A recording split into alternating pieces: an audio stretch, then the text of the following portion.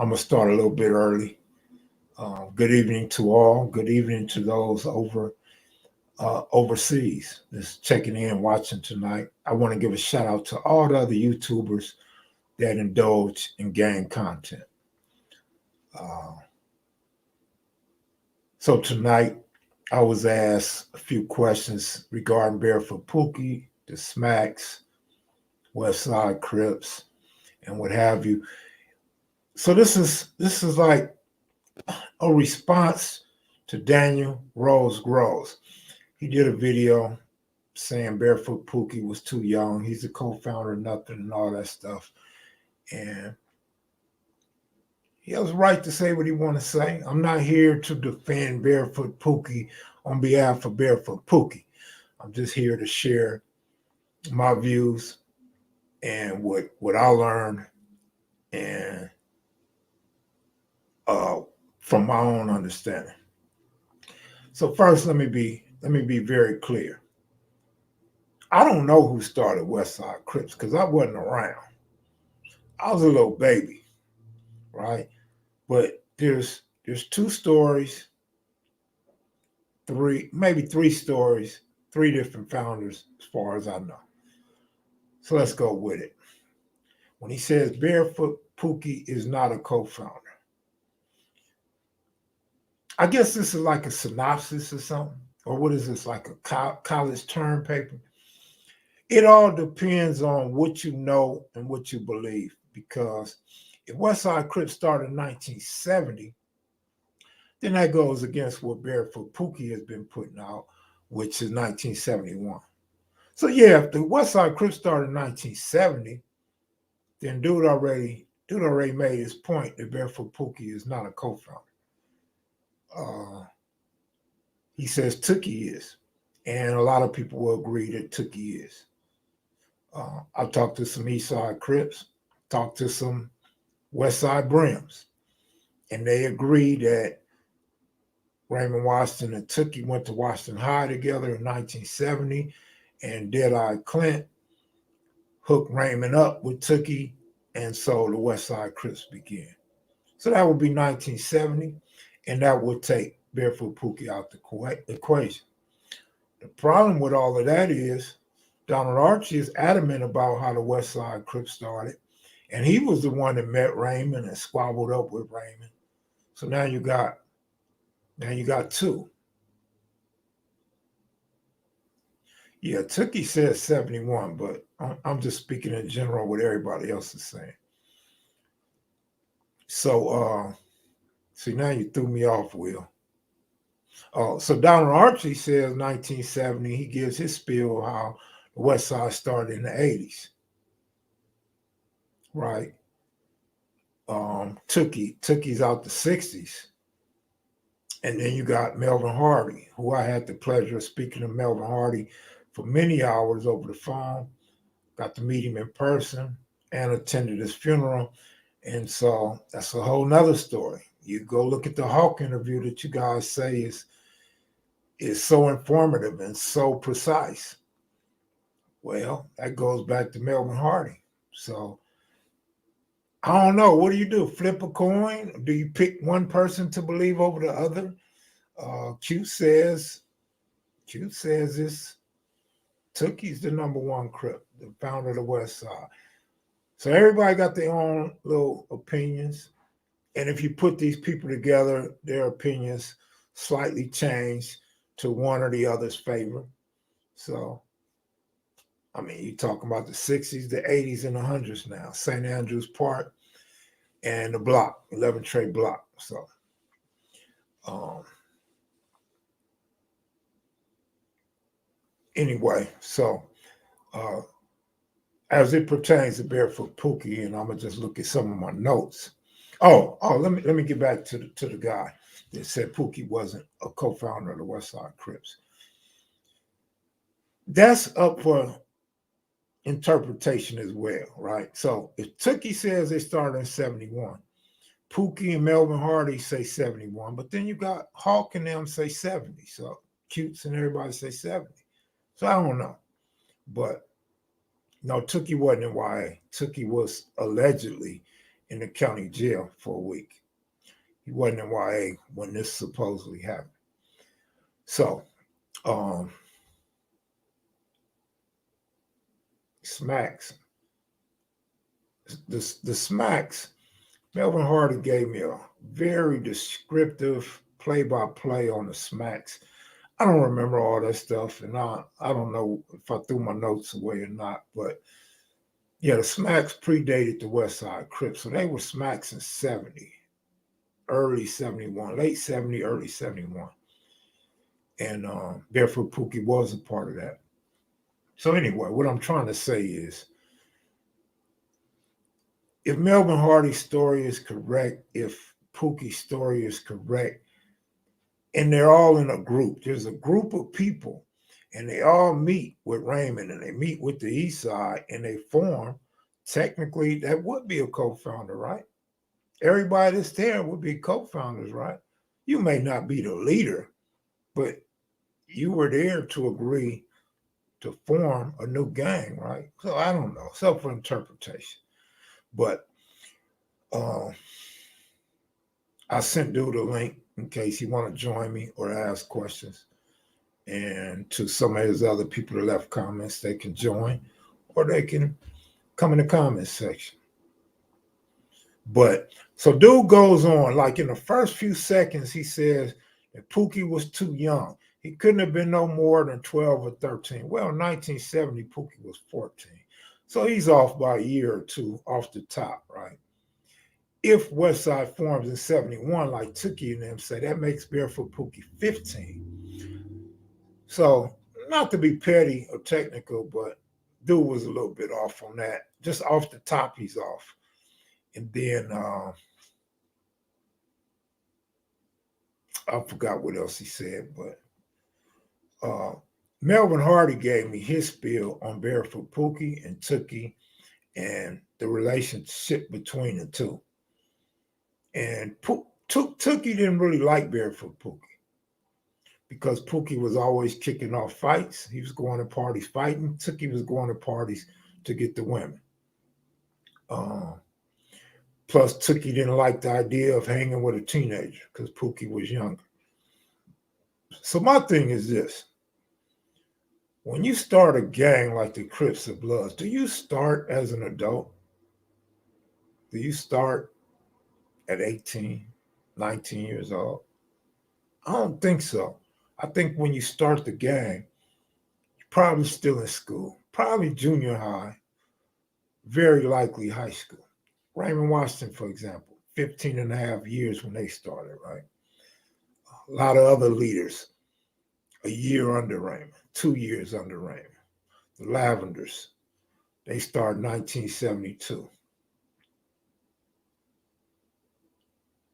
Yeah, Misha, the fact that he didn't want to corrupt kids shows a lot because he was a grown man. Obviously, he was mature, had a woman, liked a lot of women, was into his weightlifting and stuff like that. But I guess before I get into Barefoot Pookie, let me say this.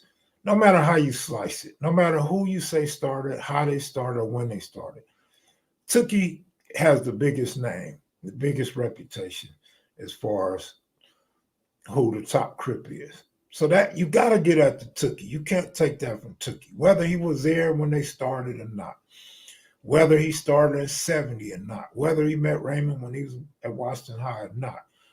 Tookie surpassed everybody as the face of the Crips. You can't take that away from him. There's no way you can take that away from Tookie. Even if it's not how it really began, it's how it became. So like Q say, Tookie would be the number one West Side Crip. I'm sure Donald Archie might see things differently. Melvin Hardy definitely seen things differently. And then you got people that was tight with Tookie and Melvin Hardy. And they're still living. So they can give their own stories or they can let people continue to guess and make shit up. Right? So that's on that crew of people that's still living if they want to get their facts and their truth or not. So until then, those that weren't there will just have to continue to speculate and see whose story is most believable. So this is what. So I remember the other thing dude said was nobody knew Pookie. Nobody knew Pookie. Didn't nobody know Pookie? Well, KT, just stop, dude. KT, please, just stop. He said nobody knew Pookie. Well, let me say this. Pookie came out here from Ohio in 1956. They lived on 84th and Figueroa. He's the most popular Crip, period. I mean, you can't take that from me. On the West Side, he's probably the number 2 most famous Crip of all, only behind Raymond Washington. But so 84th and Fig, he moves to the hundreds on 107. Then he moved to the 60s. He went to school at Hyde Park Elementary and 59th Elementary. Then moved back to the hundreds, right? Became part of the Smaks. So if you're following along, Pookie is having these relationships in different neighborhoods, different areas. He may not have been this big gangster in elementary. He's definitely making friends in different neighborhoods, which becomes very important as it pertains to this conversation. So now he's part of the Smaks, and everybody knows the Smaks evolved the West Side Crips. Not just one hood, several hoods. So he's known by several hoods off the top, right? Watergates, Budlong, the blocks, the UGs, right? So he is known. Maybe not so much in 1970. So again, it's up to your interpretation and understanding of when the Crips really began. But even in 1970, we're talking about a 14-year-old that had been moving around town, even stayed in the 20s at one point, right? Now, I can't say Pookie was well known in 70. I can't say he was well known in 71. But when was the meeting? So if the meeting is in 1970, how nobody know him? You know, that was all the West Side Crips and the East Side Crips. He got to be known when they form, right? Even if it's 71, the meeting, he's there. He's there. He done went to several junior high schools by this time. He's part of Smaks, and he's meeting with the East Side Crips. So Pookie is known. I don't have a problem with dude's video, and like I said, he has a right to call it how he see it. I don't have an issue with that, but I just had an issue with Pookie was too young. Nobody knew Pookie, right? So let me tell you about Pookie in the coming years. So we talking 1972, right? So in 1972, this is when Lil Country get killed, right?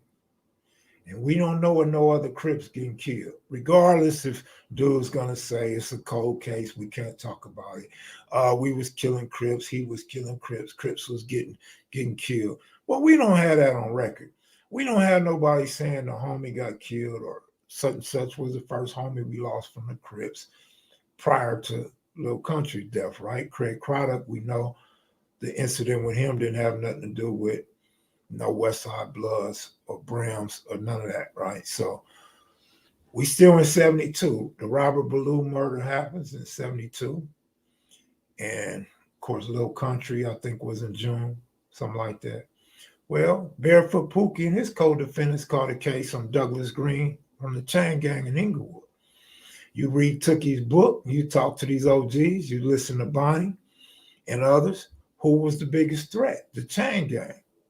Who did they feel was giving them problems? The Chain Gang. Who did they not really want to see? The Chain Gang. Well, Barefoot Pookie and his co-defendants end up getting a Chain Gang. So how's he not known? That's big news. That's major news, right? So the Inglewood family come out a year later, 1973, right? Well, in 1973, Little Caesar say you have to look out for Barefoot Pookie. Both Sinbads said Barefoot Pookie. So if he wasn't known in 70 or 71, he damn sure was known by 72 and 73. So I don't know if that's a good term or good statement to say nobody knew Pookie. We didn't know nobody else. Let's say that. As a youngster that been doing research and been hearing stories forever, it ain't too many other names that come up on the top of that list. So let's just say wasn't nobody known then at that time. Remember, the merger between Pookie and the Harlem Godfathers, 1973, I believe. So he's known like a mug. The Harlems was the big Crip gang, the only Crip gang that was really having money and guns at the time. Barefoot Pookie was known, man. T. Rogers said Barefoot Pookie now got him and Dorsey, beat him down in 1970, I think he said 71. They knew who he was. I don't know about nobody knew who Barefoot Pookie was. Barefoot Pookie is the original set tripper from the Crips. Barefoot Pookie was the one turning out the party. Remember, Jimmy Lavender even mentioned Barefoot Pookie. You gotta watch out for Barefoot Pookie. Well, damn. As hard as Tookie was and as known as Tookie was, we don't hear it in that terms. We hear Tookie was leading the pack. That's what we always hear. Tookie was leading the pack. Tookie was big. Tookie was huge. I see Tookie outrun. I see Tookie out exit stage left. I see Tookie, I know it's going to be a problem. Whole different spiel when you talk about Barefoot Pookie. He tore up the party. Barefoot was kicking somebody. Barefoot was stomping somebody out. Barefoot Pookie had hands. Totally different. You can't take that from the man. You can't say the man wasn't known. He was one of the most feared. He was one of the most feared. He was a reputable name at that time. Dude say he ain't heard of Barefoot Pookie. Well, hold on. I heard of Barefoot Pookie, and I didn't even know him. Right? I remember when I first went to the county jail in 86, Barefoot Pookie was the name then. Even though he was off doing his own thing and traveling around outside the city, his name was still alive.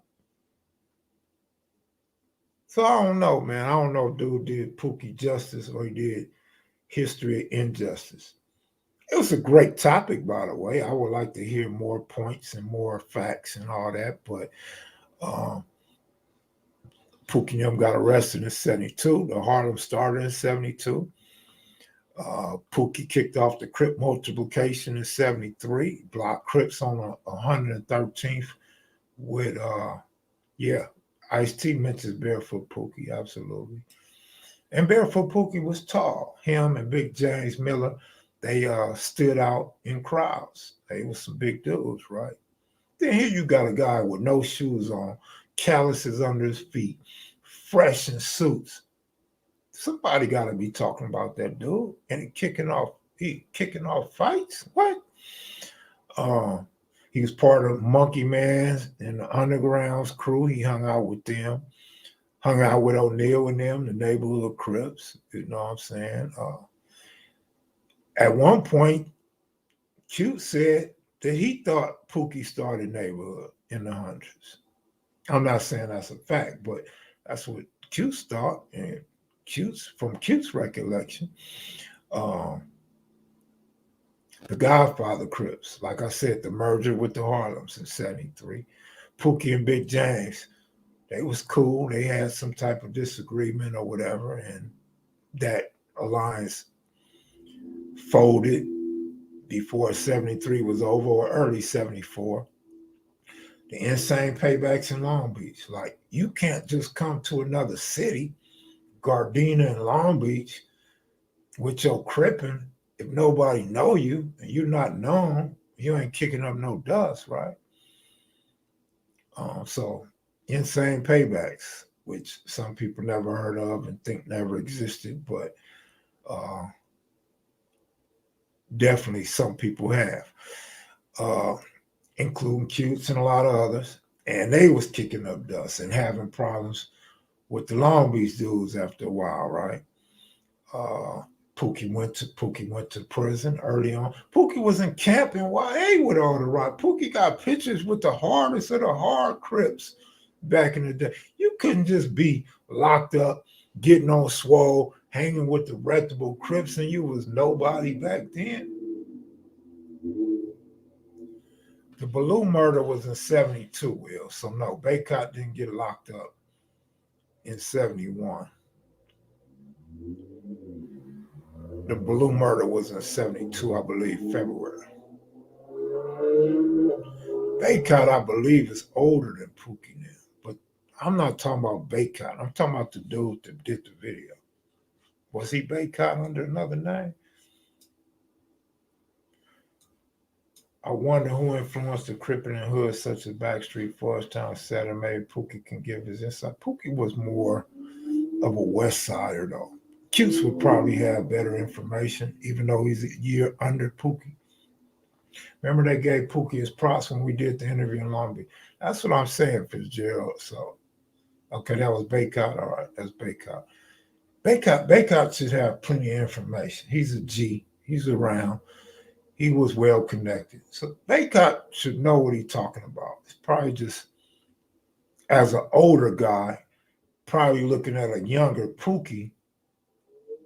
Yeah, you don't seem known if you older, right? A youngster ain't gonna seem known, right? Um, but yeah, man, Pookie was well connected, man, from the 30s to the hundreds to Gardena to Long Beach. And we're not even talking about the shotguns. You know what I'm saying? We're not even talking about shotguns. Okay, so that might be Lil Baycott then you're talking about.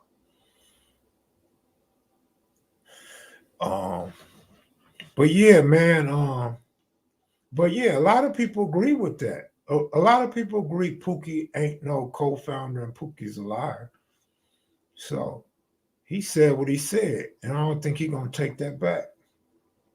I just see things from a different lens, and by me not being there, I just kind of go off what I heard from talking to different people that were there, main factors. Let me tell you guys something. I think I mentioned this once before. Pookie got ties with the paybacks. Are you kidding me? Man, you don't know about Pookie and the paybacks? Oh my goodness. So look, I'm curious if Pookie was anti-Hoover. At one point, he was cool with the Hoovers. I think the ones by Bret Hart. I mean, Paybacks is cool with Hoover. Long Beach cool with Hoover. I mean, things change over time, man. You got to keep in mind, LA gang structure changed over the years. You know what I'm saying? Every decade, you got new beefs. You feel me? So, I mean, that's common, man. That's common. But yeah, Pookie kicked it with a little bit of everybody, though. But y'all done messed me up. That's why I don't like going live with a topic, because y'all gonna throw me off. If I do this without y'all, it's no throwing off, and I can continue to give my spiel, but whatever. Payback and Shotgun got ties to Hoover, so I don't know about that. Who's saying it's late in the game trying to edit people out of history or reduce their stature? You can't reduce Barefoot Pookie's stature. There's a couple things you could say about Pookie, but you definitely can't erase him from the history, though. I don't remember my point, J Ship, so I can't go back to it. I don't know. Chocolate got killed early on, so I don't know if Pookie ran across Chocolate. Just tuned in. Barefoot was a monster sportsman, record hop. Number one and Eki were in front of the pack when Crips went to events. Now, see, this is a guy out the Avalon Garden Project saying this. Did the birth of the 107 Hoover spark the war in the hundreds? I wouldn't say it sparked the war. I would say it defined the war because Bulldog has some incidents with the hundreds already before the Hoovers. I mean, before the 107 Hoovers. Is your book on Amazon? Yeah, it was. You were saying how Pookie was a founder. No, I'm not saying he was a founder. I might have been saying he founded some gangs. He started some gangs. I didn't say he was a founder. But I am saying that if the story is true that the West Side meets up with the East Side and he's there when they agree to link up, yeah, that would be technically that is a co-founder. Everybody there was co-founders. I mean, excuse me if I'm uneducated or wrong, but I'm saying, which story do you believe? Did they all meet up and join? If so, that makes him a co-founder. It don't make him the leader. It don't mean he started by himself. That would be a founder, right? But again, there's still Donald Archie's story. So now that would exclude Barefoot Pookie from being a co-founder. So, you know, again, if Tookie started or Tookie was at the initial meeting, then that puts Tookie at the top, man. Tookie made it what it is, man. See, for a lot of us, we didn't hear a lot about Raymond Washington on the West Side as a youngster. Let me make that clear, because a lot of people are ignorant and don't understand what they hear. As a youngster on the West Side, we didn't hear a lot about Raymond Washington. We heard a lot about Tookie. Tookie was the name that always came up. Tookie was the big name. A lot of people found out about Raymond Washington way later when Tookie was on death row. That's when a lot of people found out about Raymond Washington. If you go back and look at old newspapers, they don't talk about Raymond Washington. They talk about Tookie. And then there's an article that says something about the founder of the Crips, and then they introduced Raymond Washington's name as the real founder of the Crips. I wonder if the Hoovers and Denver Lanes ever got along. It's all still Hoover. What's all still Hoover? The Denver Lanes are still in the lanes. Raymond was in jail. Raymond was not in jail, sorry. Raymond went to jail at the end of 72. But another interesting question was somebody on that guy's channel asked about Bulldog. Was Bulldog the founder of the West Side Crips? And I had heard that Bulldog started the first West Side Crip gang, but not the West Side Crips. So that would be two different things. And then he falls in the Hoover connection. So that's not West Side Crips. Yeah, Bulldog originally from the East Side. I think I'm not. We need more stories on Bulldog. Right. Don't jump the gun, you guys. Please don't jump the gun, man. I don't think nobody moved to start their own gang. I don't think so. Bulldog was the facilitator of the West Side. I feel like Tookie was like face of the Crips, as I stated earlier. All right. I thought Insane Long Beach then linked to Harbor City, but LB Card never said it, so now I'm confused. I mean, you guys confuse yourself when you start just overthinking and not listening to these interviews. Bulldog has a very interesting story, very.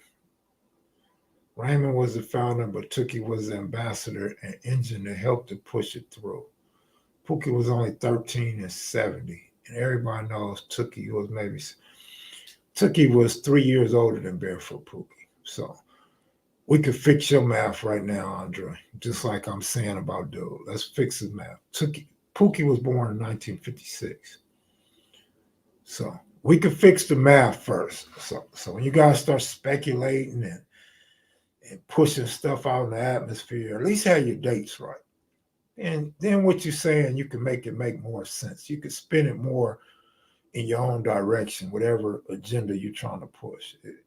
But Tookie was not 5 years older than Barefoot Pookie. I think it's safe to say everybody in the beginning had an input on different sides. Yeah, I'm sure. I think that's the same with the Brims. As I was saying the other night, I think the Brims were so big and so spread out. They probably hooked up. It's like me going to Sportsman Park or me going to Holly Park. That don't mean I know everybody in the park. It just means I went to the park. I think that's what happened with a lot of Brims. I think they were seeing each other in passing, probably met but didn't hang out with each other. I think that's why their story is different. YouTube is wild, Cam. Cats be making up their history. Oh, yeah. Greetings to all tapping in. Respect. Ready to listen and learn.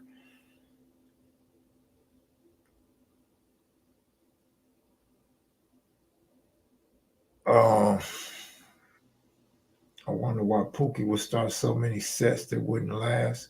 Was that normal back in the day? No, it's not normal because how many people were starting gangs back then? And for your information, Payback lasted. Payback is still around. Just in case you didn't know, Payback is still around.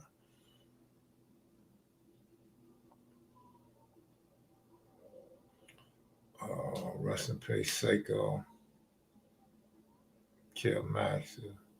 I don't know why bro didn't click on the link and come join us, but hopefully I cleared up a few things. You know what I mean? I don't know everything. I just see the reason why I don't know a lot, because I listen to every side. So I don't go off what one person told me, right? I don't go off what one guy gives me a story.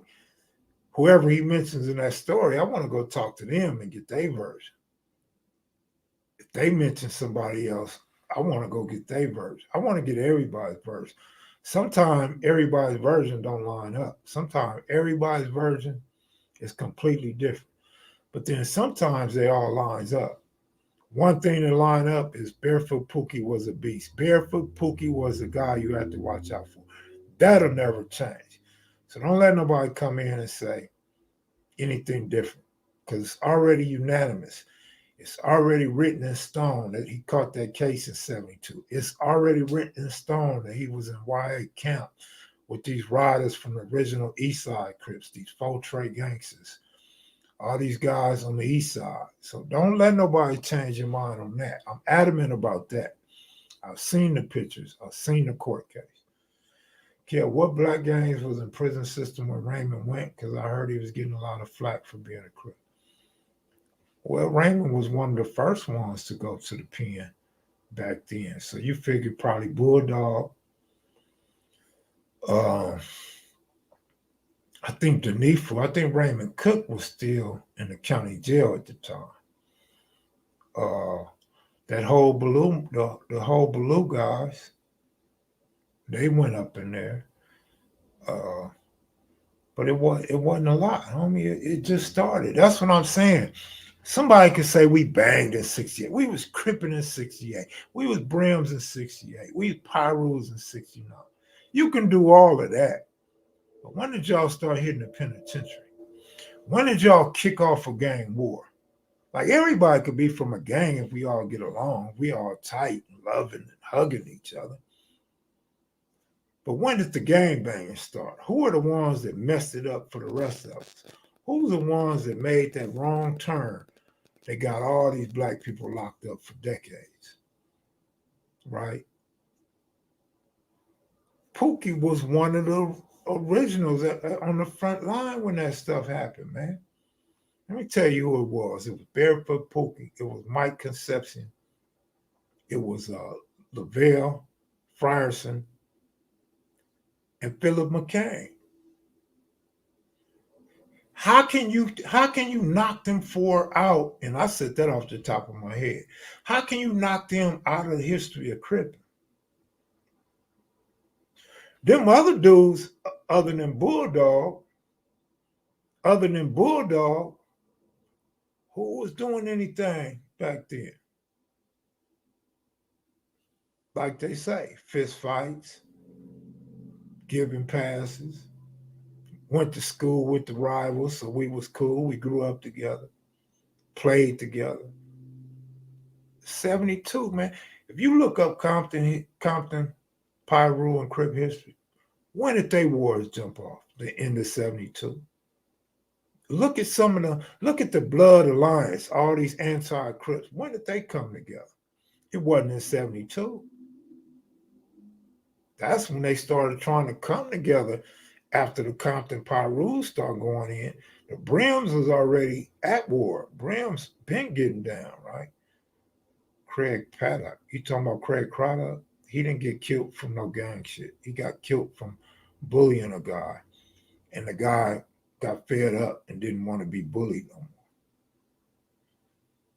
The pygmies was pickpocketing people and squabbling up.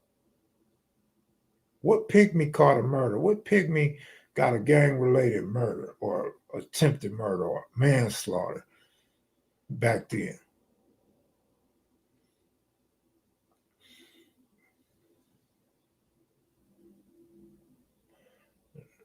I was saying he was a factor back then.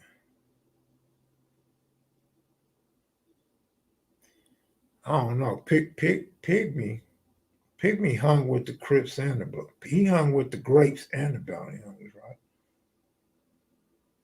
So you know it wasn't cracking yet.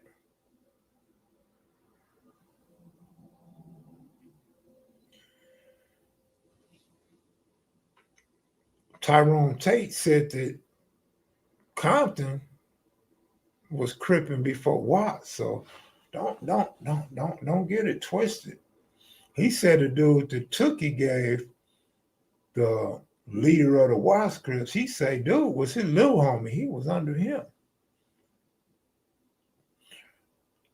I heard the Bible Crips or the Four Trays was the first to spin off and have their own. All of them were green jackets, if I'm not mistaken. But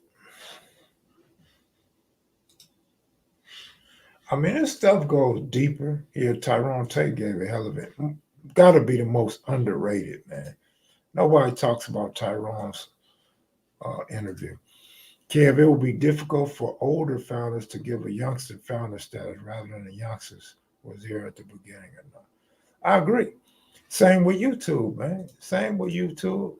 Everybody want to trump the next guy because of age. Same in the hood and everything else, man. Low riders, whatever it is, whoever's older. For example, some West Side Crips and East Side Crips. Some East Side Crips will take credit for starting the East Coast Crip. Some West Side Crips will take credit for starting the different sets on the West Side. But the truth is, they was older, they was out of school and doing their own thing. They just conformed to what the younger guys was doing because it became popular and it became the thing to do, you know. But whole nother story.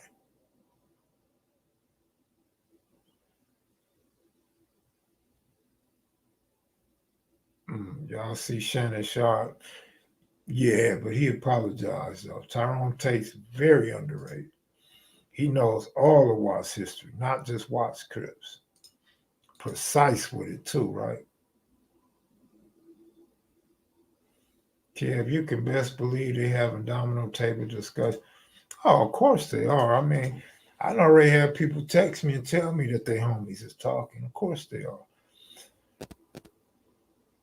That's why I put that post on Instagram, man, in my story. Y'all seen? I like the Michael DeRoe interview. I heard that. Ronald and Donald, absolutely. If a lot of people look at your YouTube channel in the beginning as one big history puzzle, a lot of stories add up and make sense. Yeah, most of them, but not all of them. Some of them is bullshit. You know what I mean? But most of them, yeah, they add up. At least some parts of their story connect the dots to other people's story. That's how you know when they tell the truth or they recycling what they read in newspapers. That's what I got a problem with when you start having people reciting what a European American told them and shitted on our culture, and you read it, you believed it, and you've been repeating it for 40 or 50 years.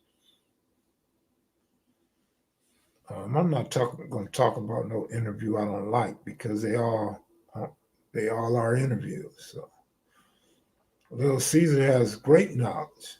Little Caesar is Little Caesar don't be putting extras on. Little Caesar's pretty damn accurate.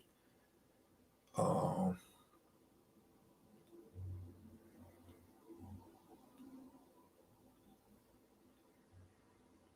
oh yeah, Moon. I love Moon, man. Moon is good. Who you talking about? Who you talking to? JK number 5. Yeah, that head honcho interview was dope. They never really explained who they got their Crip influence from. Best one is Bird. Bird's not talking Crip and Blood history though. He's definitely an LA historian, East Side historian, social club historian.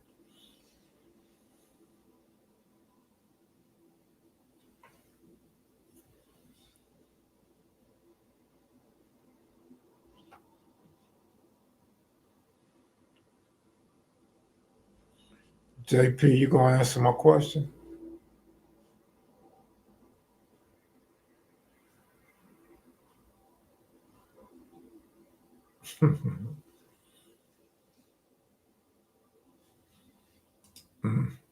Sean Williams got a question for y'all.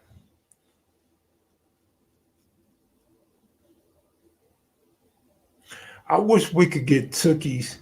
I wish we could get Tookie's arrest record, get his C file,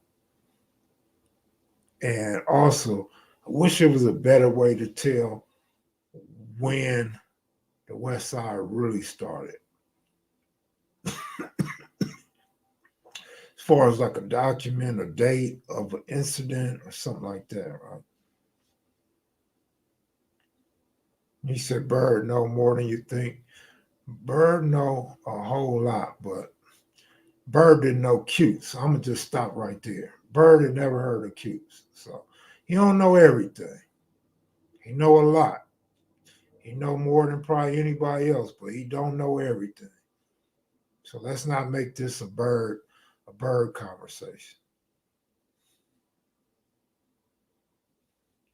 Bad news was eating that burrito like pops and next Friday. No, Munson did really good, man. I'm glad that we even got Munson. I hate the camera was kind of tripping that day. Good looking out, hey Willie.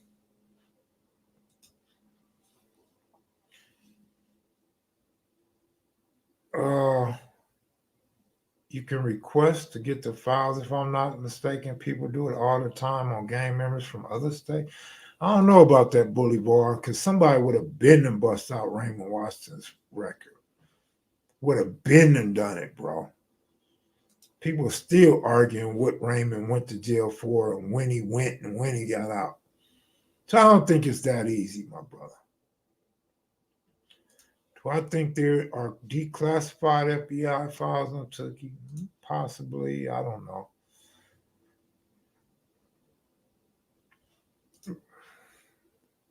Roy Smart, Happy New Year, bro. Yeah, Beverly, right. That's who I thought. That's who I thought Crazy Dog was gonna say Beverly, but he said Bonnie.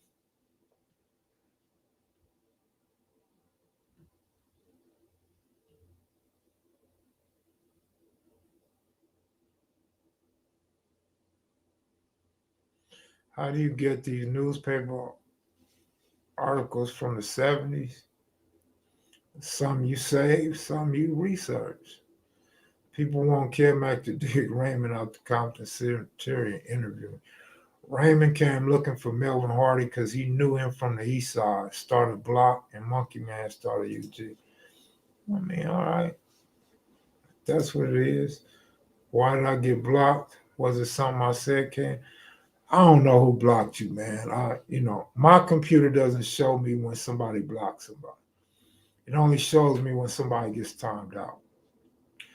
That's the problem with. See, I'm gonna have to go ahead and get rid of all my moderators again. The problem is I don't know which moderator keeps banning people. Compton Girl was banned. I had to bring her back in.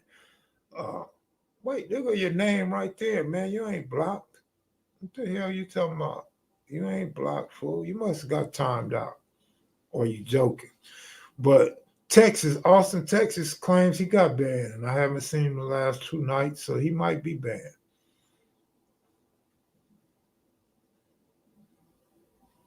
Yeah, he might have blocked himself. Shit, who knows, man? I don't know. But yeah, I don't like when y'all ban people that ain't done nothing wrong. Big Hawk interview, I think should have did 1 million views. Now I ain't gonna lie, man. Okay, somebody timed you out. All right, look. Honestly, I think a lot of these interviews should do 1 million. I see some whack ass interviews that damn near got 1 million. They said you was timed out, buddy. You wasn't banned. You was timed out. Klaus was banning people. He banned Vibing and a few others. Oh man, y'all crazy with that. Why do y'all make your problems my problems? If you can't be a moderator and deal with the other people in here on your own beats, man, don't make me part of that. Now I done banned Austin, Texas several times, but he kind of changed. He's been real cool the last year or so. So I don't know who banned Austin, Texas. Berta Swan, AC, etc. are examples of that. Man, AC's so accurate with his information. Man. I don't know how all the OGs don't just come together and give AC his props. I don't know why everybody got such a big issue with AC's versions. AC tells a good version. He tells a great version. And I never heard AC say he started Pyru. I never heard AC say he was first generation Pyru. What AC said was there was some older Pyrus on the block, a different group of guys that became the Bloods because they mad AC exposed the truth. But AC didn't put nobody down in telling his truth though.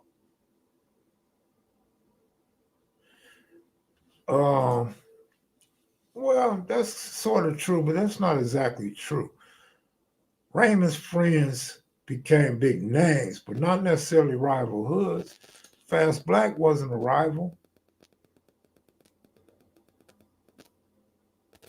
Oh damn. The Six Deuces wasn't a Six Deuces, 6 9s. Man, a lot of dudes didn't become Raymond's rival. Melvin Hardy. Who else he grew up with? Tony Stacy. Well, I guess they did later on in life, right? But nah, not everybody, man.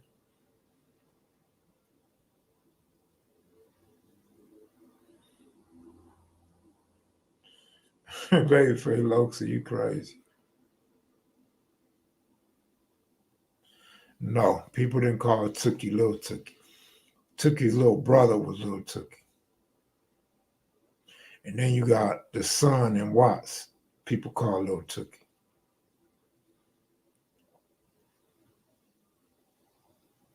Kev is a long-time listener. I think the key was when Bulldog at Washington and was Melvin Hardy at East Side Crip before he turned West. I think the key was when was Bulldog at Washington and was Melvin Hardy at East Side Crip. No, Melvin Hardy was not at East Side Crip. From what Melvin Hardy told me, I'm not talking about everybody else. What Melvin Hardy told me was when he was on the West Side and they was Smaks, he hadn't heard of the Crips yet. So Melvin Hardy told me they hadn't heard of the Crips yet. So no, he wasn't no East Side Crip. He wasn't even aware of the East Side Crips.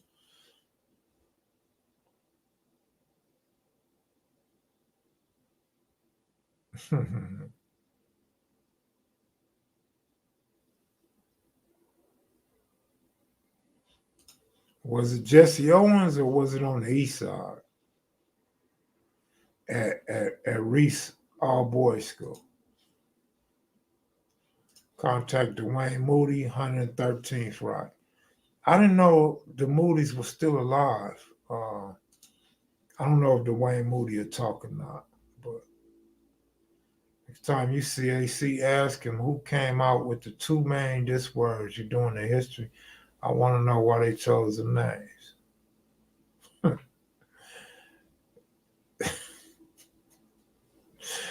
I never read about Tookie brother, only his son. Okay, all right.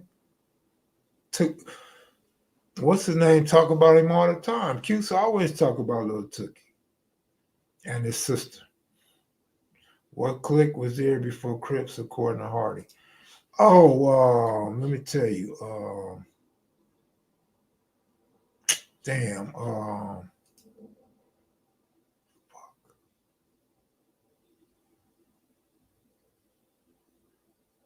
The hole in the wall. The hole in the wall was there in the hundreds before the Crips.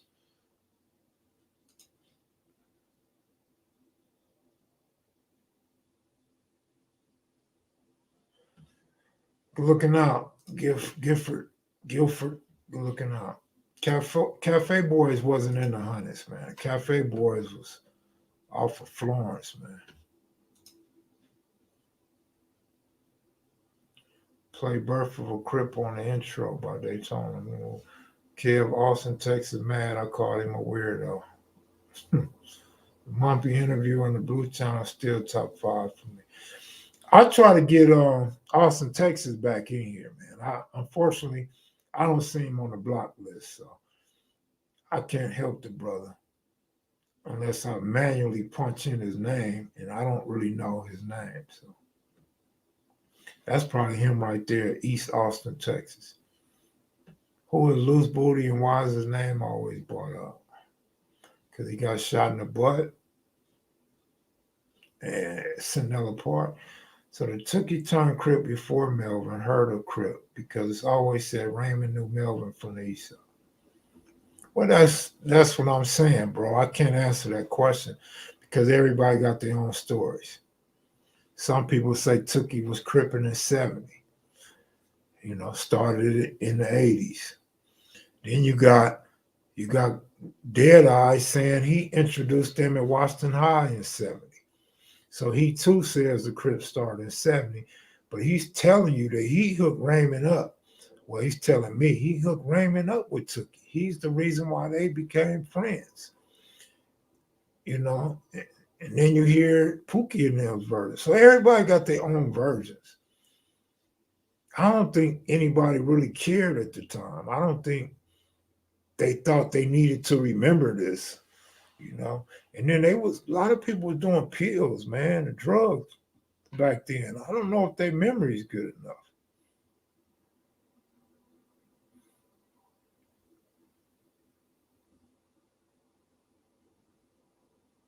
Mm.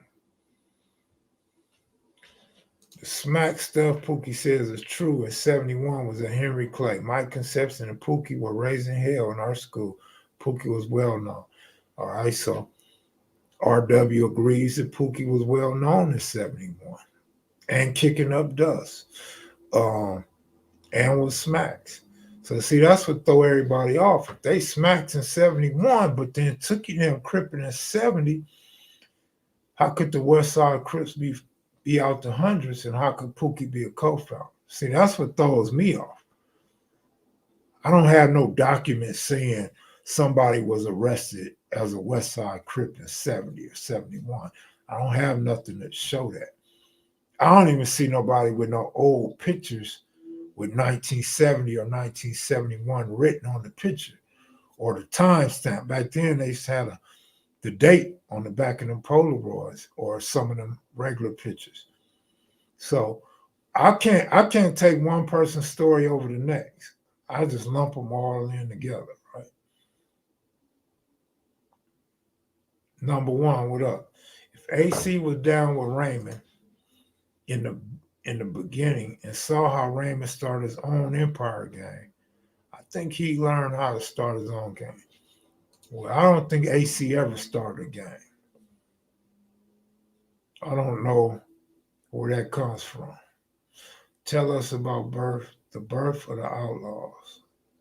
Outlaws precede the Crips and Bloods. So you gotta go to Street TV and look up the Outlaw interview. Or maybe I could get Berg to talk about it. Did the 60s have bigger smoke with the Inglewood family or the neighborhood part of the Inglewood family? Pookie is the most popular Crip. AC didn't really, other than Puddin'. What year was the Baloo murder? I've been saying it for an hour. 1972.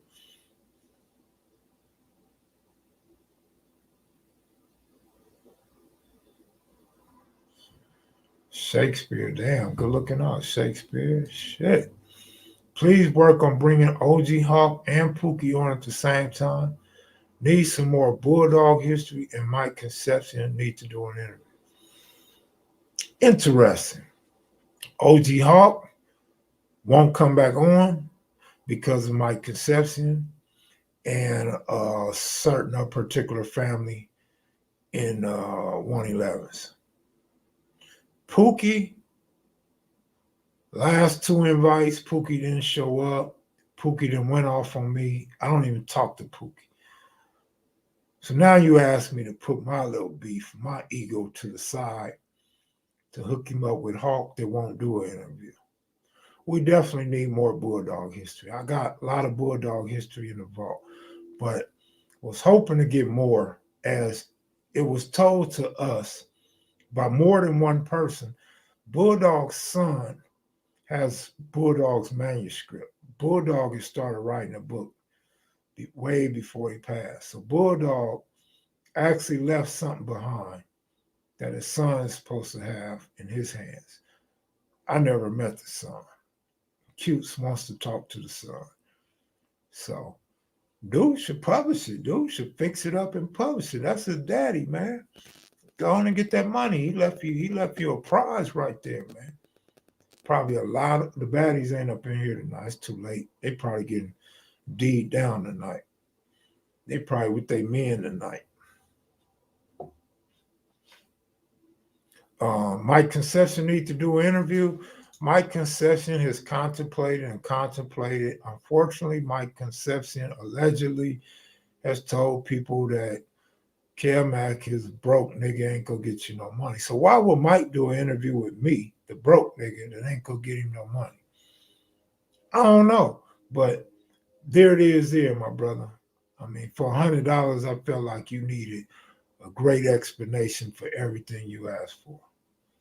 Misha G, where you at? I don't see her, man. Did they ban her too? Shit, I don't see her. Love my brother. He out of pocket. From kevmacvideos, thanks for all the super chats and cash apps. Misha G, say hi one time. I want to see your face. I want to see your eyelashes. Say hi one time. Man, for real, that's a straight jewel. You feel me? Misha G, what's up, girl? Ooh, I love looking at your profile. You working? It's the best place for a woman. Besides, don't let me get male chauvinistic on you. 3 places I want to see a woman: the kitchen, the bedroom, and at work. KM about to hit the table with that 100. Hell no. Plus, YouTube don't pay. YouTube pays once a month. Man. In a disempowered position, and so, right. Yeah, you know I was a Henry Clay for sure. The baddies popped up. Oh, there go Crystal. My lady. Crystal been in here, though. My lady working. Get off her, cuz. I'm not offering her. I'm giving her props. Shit, she at work getting that money, man. Remember when I grew up, the man was the breadwinner. The man was the one bringing all the money home. The mama got to stay at home and watch the kids and clean the house and shit. Now the women are the breadwinners. The women bringing on the money. So take your funky ass to work and get some money. Ain't nothing wrong with a woman paying her own way through life and paying her own bills. Ain't nothing wrong with that, man. That's sexy. That's real sexy, man. Now, if she can cook, she the shit. You see what I'm saying? 3 things to make a good wife: cook, bedroom, and work. What is wrong with you, boy? Are you slow? For real, Austin, Texas do seem slow. Take yourself to work. Kev Max says so. It's a new day, cub, babe. Get that money. Was high school or middle school the most treacherous? All that shit was fun, man. LA was fun, shit. How am I getting WhatsApp notifications?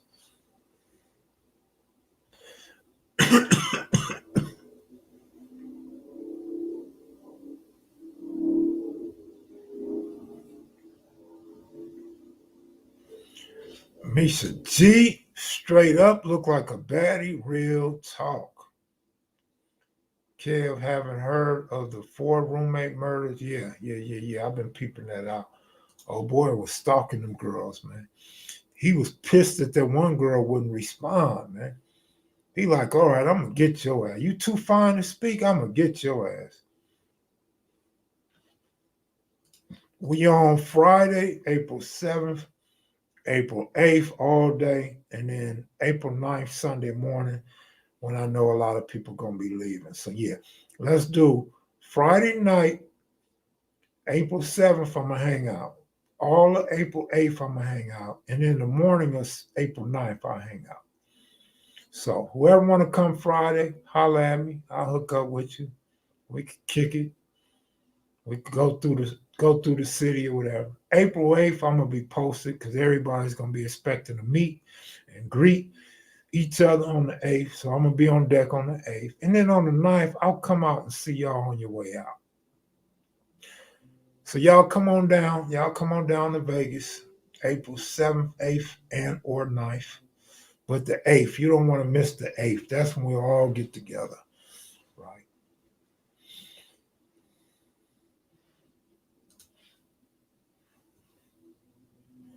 Okay, Babyface Losa, you coming through. All right. It's gonna be a lot of people gonna come through, I think, man.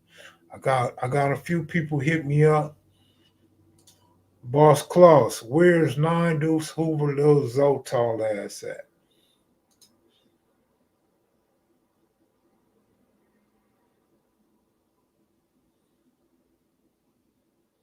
Uh the Circle, ain't that what it's called? The Circle, the new casino? Unless y'all want to go to Red Rock or the M Casino or Circa, opposite sides of the strip. You know I'm down the street from. I'm there. All right, April 8th. I may try and make that too. Yeah, why not, man? They want to meet you, Misha. I hope I can make it. KM Eyeball, you can make it, man. Cuz arms was 5 feet long. He sound like Clyde Drexler. You know I'm sliding through with my kangaroo paw. Oh, I want to rub that kangaroo paw. That'd be like rubbing on a Buddha. Be like making wishes off your stomach and shit. Care what it do? Redwood hard in the cut. All right, all right. The M is in the cut. That will be lit. You know why the M is so proper though? The M is proper because you don't get all that smoke in the sports book. It don't be a lot of people in the sports book. And on top of it, they got restaurants where you can branch off and go to the bars and restaurants and still have a big old screen. That's what me, Rockhead, and Rockhead's cousin chilled one day. And they loved it. They was like, damn, boy, I didn't know about this spot. I'm like, yeah, man, it's a lot of good spots in Vegas, man. M is very quiet, very respectful. You don't get the racism, the arguments, none of that. You get a couple old dudes that think they pimping, right? Couple old dudes betting on horses. They betting they $2 and $3, and they got on expensive clothing and shit. thinking they pimping. Boy, they got some language for you, boy. Keep it real. That Sunset Klondike will be closer with the same thing. I don't know what that means. A whole lot of good spots in Vegas. Problem with Vegas, a lot of people don't really get to see Vegas because you come out here for 2 days, 3 days, and you don't get to see the town. You don't hit all the casinos. You don't leave the strip. So they don't really know about Vegas like that.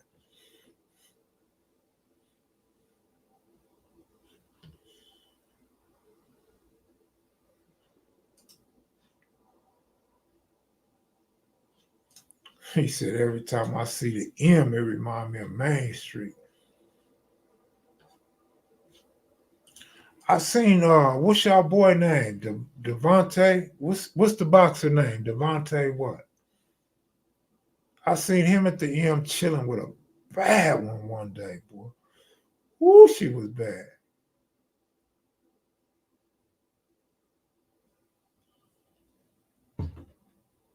Put your Michigan hat on. I heard that.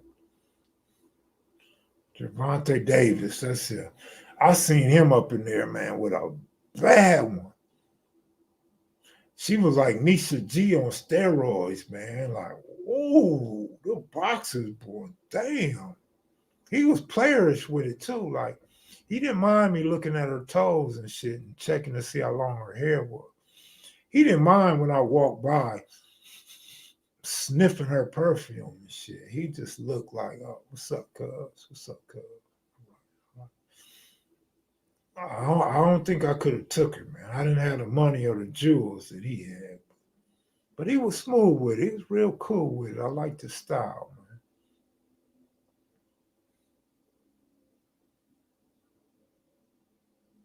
man. Marlon Guest, good looking out, my brother. Good looking out.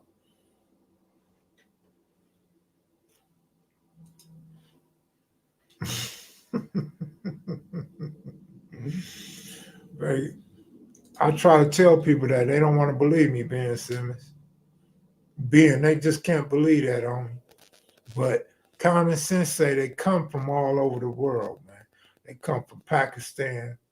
They come from Yugoslavia. They come from all over the place, man. They come from Ukraine, Iran, Iraq. They come from Colombia, El Salvador. Man, they come from everywhere, man. All over the place in Vegas, right? Toes. If that second toe is long as the first one, ooh, that's cold. I hate them, right? What about the pinky toe that you can't see so it look like they got four toes and shit? You be like, hold on, man. You need to lift that baby toe up. You need to go get that bone fixing that baby toe. Or how about the baby toe with no nail on it? Like the baby toe so small it don't even have a nail on the top of it. The one I hate is when the big toe is turned like that. When the big toe be like, damn, I know that gotta hurt. How about the bunion on the foot? Like that's the worst. If you got a bunion, keep going. I might shoot the bunion off your foot. Just keep going. You got a bunion, don't even stop. Don't even speak to me.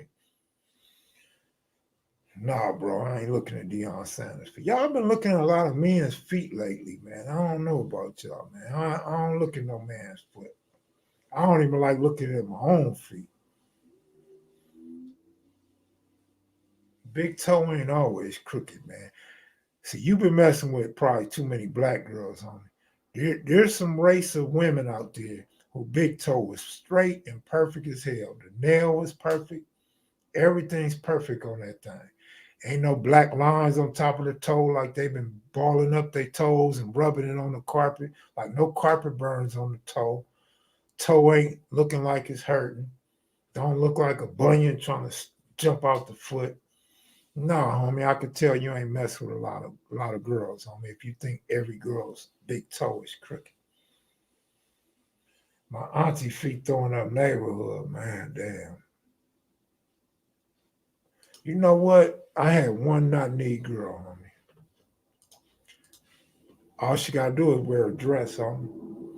If she wear a long dress like a sundress, you'll never know she not needed. She look good and everything. But that knot, boy, when you get that knot knee up in your bedroom full, you're gonna forget all about her being knot knee. 500 a week on toe work. Man,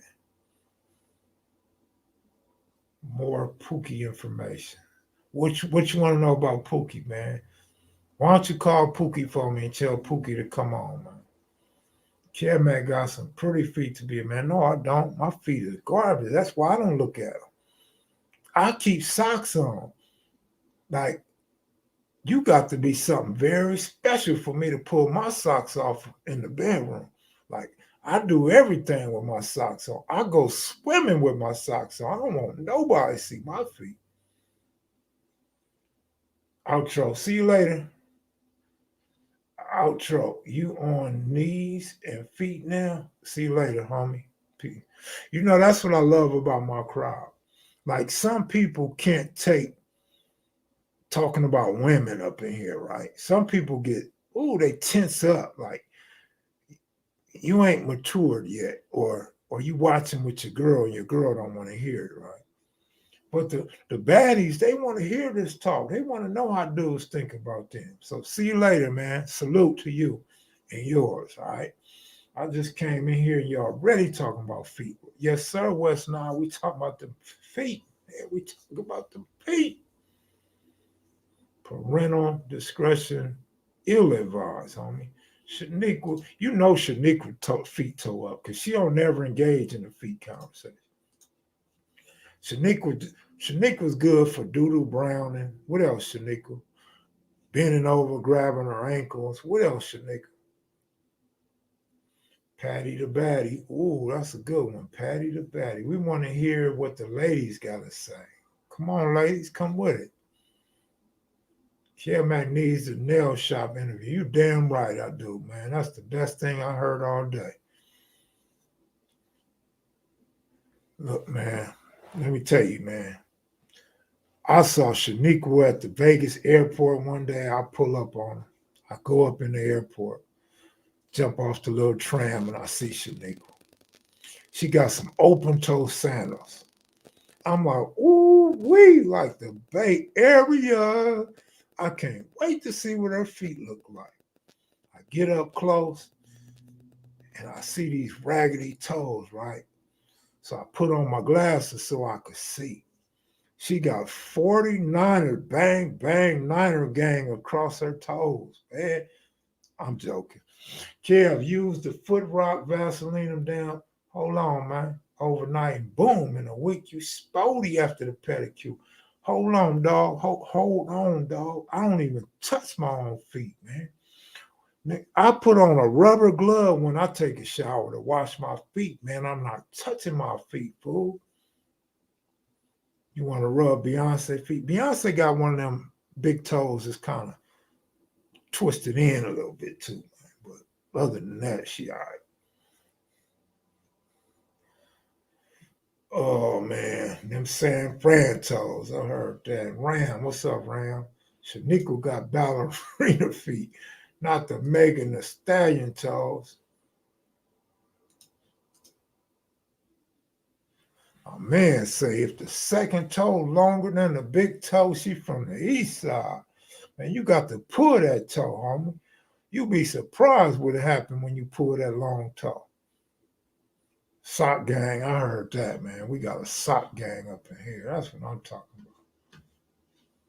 Man, we feet watching, homie. We feet watching. You got to watch some feet, homie. That's where the little Asians come into play. Man, every time I go see the Asian lady, they mess my feet up, homie. They the reason why I wear socks now, man. What happened to Crystal? She stepped out this conversation. Crystal, you got pretty feet? Are you gonna wear some open toes when you come to Vegas, Crystal?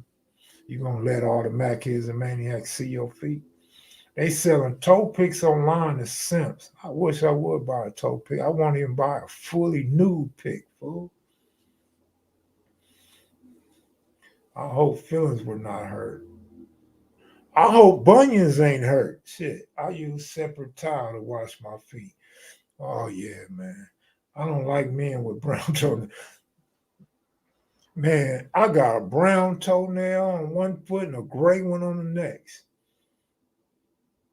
Crystal, you do my feet? I wouldn't let you do my feet. Asians got to do my feet. That way they can't never tell nobody what my feet look like. Century and Broadway hit me for thousands on baby mama feet, eyeballs, and toes, but they always on point. Man, you a cold player, man. Shit, if I had to spend that kind of money, if I had to spend thousands on baby mama feet, eyeballs, and toes, I'd go get a hoe every week. Yeah, save some money, man. Nigga won't be out but $800 at the end of the month. I'm not spending no thousands on baby mama feet. You should have got a baby mama with better feet. Yo, Kev, if she massage your feet, is she a keeper? I mean, that's a good thing, but I mean, that's not gonna win me over. But yeah, that's a good thing. But first, she got to get me to even let her massage my feet. I let the Asians massage my feet though. Asians are pretty damn good, man. Somebody said Misha G got project feet. Ooh, is that a good thing or a bad thing? Cuz, Kev, tea tree oil on the brown top. Oh man, I gotta try that on me. Tea tree oil. Okay, I'm gonna have to go get some tea tree oil. I got every kind of oil there is, but tea tree oil. Oh man, this nigga said I got barefoot pookie feet. I ain't got no calluses, man. You know the water is hard in Vegas, so ladies, let me tell you right now, ladies. Shaniqua, Misha G, Crystal, Western Ave. When y'all come to Vegas, the water is hard out here. So be sure to bring that cocoa butter lotion with you. Bring some baby oil. You might want to mix it. You might want to make your own potion. And like Concrete Scholar said, you got to rub it on your feet, man. We don't want to be looking at no hard ass feet. You step out the room looking like Keith Claus and shit. We gonna mess you up. My feet is beautiful. Damn, man, for real. You need that 25%. Yeah, you definitely need that little rock. You need that stone. Mix it like gel. I use Vaseline. Which Vaseline do you use though? I'm trying to tell y'all what you need to use in Vegas. I'm not telling you what to use in the Bay or in the A. Kev had Raymond's bro. You haven't seen Harden feet viral. I don't know why y'all on men feet so bad. No, I ain't seen Harden feet. I didn't see him yesterday, and I didn't see him today. I don't know what the hell Harden feet look like, and I don't want to know what they look like. Shaquille O'Neal ruined it for me years ago, man. Oprah Winfrey made me never want to look at a woman's feet ever again at one point. Her and Serena Williams had you like, damn, it got to be a new way that women can buy new feet. Today's technology, you have to be able to cut their feet off and put new feet on them. You can't tell me you can't laser fix them toes, man. It's got to be something to do with them to fix them toes. Y'all feet be hella crusty on the heel. See what I'm saying? You're not paying attention. My heels ain't crusty, baby, but you'll probably never in your life see them. I need a real man face looking ass and feet stank. Girl, what? What the hell? This nigga Ant be on one, man. Strippers' feet be having more calluses than my hands. Wow, that's cold. Oprah feet look like she can grab. Put bleach on your feet like Michael Jackson. Boy, y'all tripping now, man. Wilson 708. What it do? What it do? Oh man, look at his waves, man. This fool got waves. Nigga shit looking like LeBron. My nigga head look like LeBron James and shit. Nah, what's up, Wilson? Wilson, good looking out. Yeah, Oprah feet. Oh man, they horrible, homie. Western Ave got slave feet. Western Ave got the closest feet to Barefoot Pookie in the history of America. Probably got feet like Don King.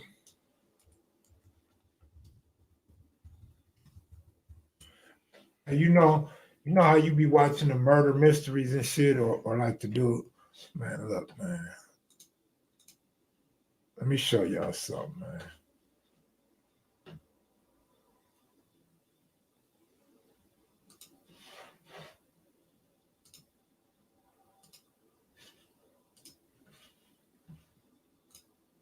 A concrete scholar.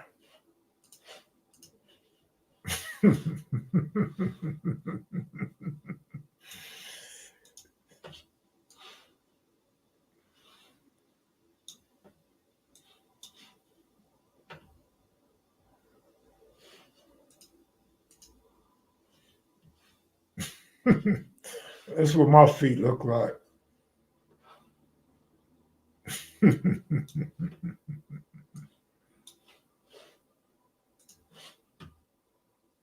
Oh, burnt foot looking ass.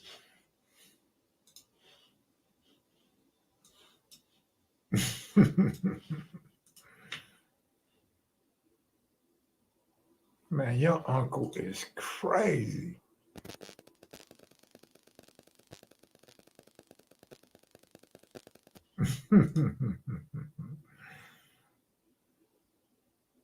Man, that cream ain't worked in 20 some years, man. I've been using cream since 2005, homie. What's that, 18 years, man? That cream ain't worked in 18 years, man. This is what black people gotta learn to realize.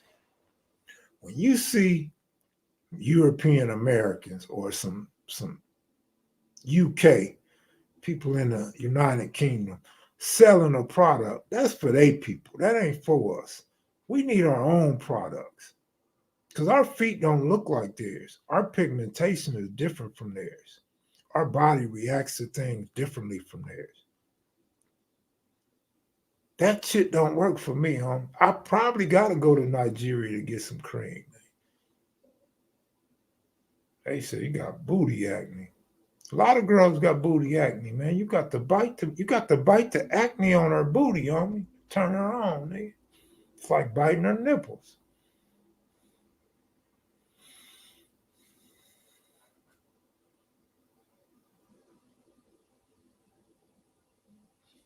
They say I think the cream is a marketing scam.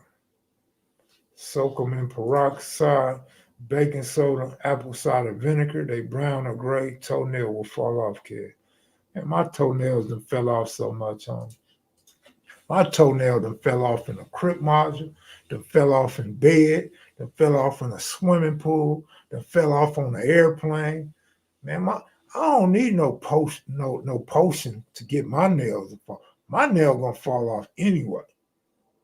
Every time I accidentally kick something, stub my toenail, the nail gonna fall off. Western Ave upset with y'all, man. She ain't playing that. Y'all gonna make her show her feet. Yeah, I don't walk barefoot. Never have walked barefoot. I don't need no glass in my foot, no needles, none of that. What's up, Kim? I really enjoy your videos. Keep them going. Will you ever do more videos with Booyah Tribe?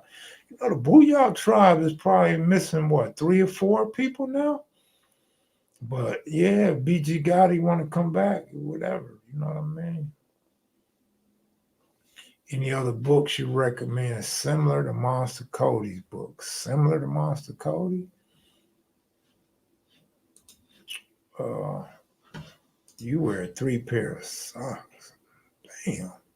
Must be snowing. All original. What up, 5150? What up? Oh, damn. That's crazy. Yeah, I got a poor diet for sure.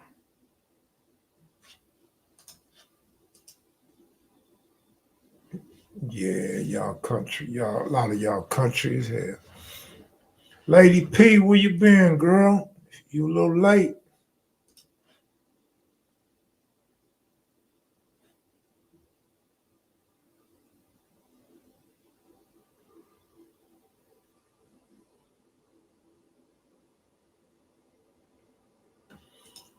I'll be checking females' feet like Eddie Murphy did in Boomerang.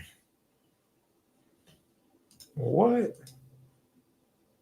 Man, whenever a lady posts and she have a profile, man, I'll be zooming that profile in. I mean, I zoom all the way. I'm counting toes first. First thing I'll do is count the toes. You got to have 10 toes. If you got 9 toes or 11 toes, I'm done. I'm over it. Kev, you got that fall apart body. Yeah, I do. It's only one part of my body that ain't fell apart yet. That one part is still intact. And it works pretty good too. It'll cast a spell on you, that's for sure. I think wearing the same house shoe over and over and the same chucks over and over when I was young is why I got a brown toe. If her feet ain't right, that means she don't take care of the rest of her. If her feet ain't pedicured, because she can't help what her feet look like sometimes. A woman got to focus on her toes, absolutely. You see Cardi B be talking about her pretty pink toes. Cardi B want to put her pretty pink toes in your mouth. His hands to hold that fruit punch and don't. I don't know how y'all be wearing chucks. Them joints mad uncomfortable. Really? I still wear chucks. Been wearing chucks all my life. I tell you what's mad uncomfortable. Some steel toe state prison boots. Try that on for once. That shit have you ready to go home. I see why niggas be in prison debriefing and going SNY and shit. Them niggas want to walk around in shower shoes, nigga. Them shoes hurt so bad, niggas get to telling and shit. Niggas be like, hey, I'm debriefing. What you want to know? I'll tell you everything. Just get me out these shoes. Nigga get to the penitentiary and be like, damn, I better write the DA, man. I better write the DA, nigga. I need some time knocked out. I can't wear these shoes 25 years, bro. I can't wear these hard shoes for 28 years, man. Nick can't wait till Saturday and Sunday come to slip into some tennis shoes and shit. Nigga be like, damn, it's fucking Monday. When is Saturday gonna get here?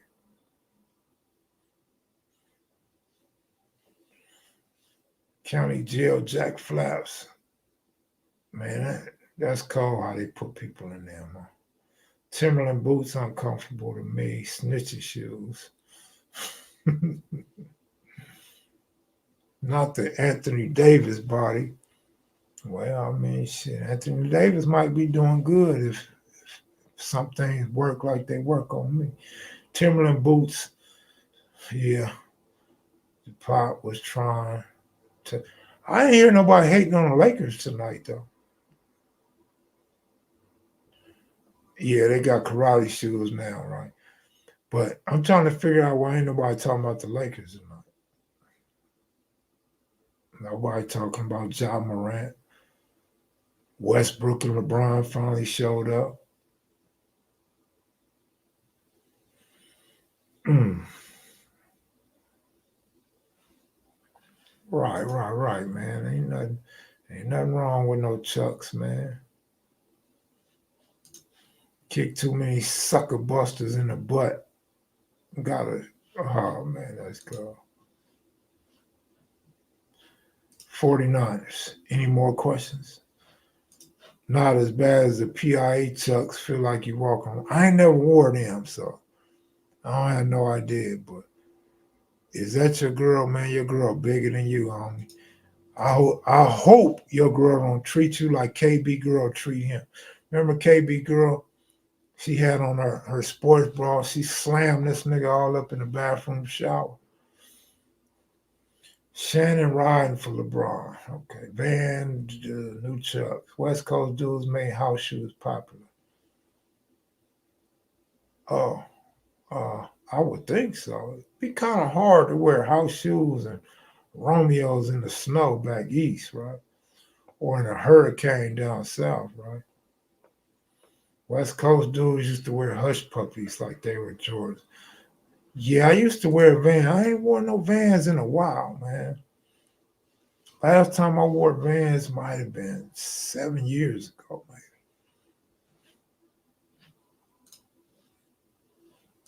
Hopefully Cowboys, because I bet $20 on them. All right, all right. Shannon and LeBron riding like Suge and Tupac.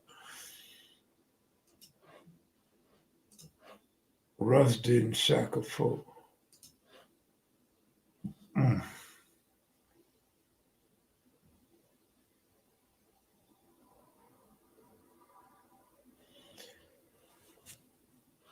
Uh, have you experienced? Man, please, man. Freeway Freddy was my celly, homie. Every time I went to the hole, I met a new Freddy. One man sales, I met some big Freddys. Crip module, met a few Freddys. Yeah, of course, man. Even back in the day when the freeway was still cool, when you could roam on the freeway, that's what they used to call the tier. Plenty of them back there. Downtown, man, downtown is full of rats, man, full of mice. People don't know or people don't talk about it, but man, if you go underground downtown, man, in them underground cities and shit, man, the rats are plentiful. They was all at HOJJ, Hall of Justice, the old county in downtown LA, the court building that's connected to Boucher Street. Man, Freeway Freddy is all over downtown. It's a breeding ground. Yes, sir, Concrete Scholar.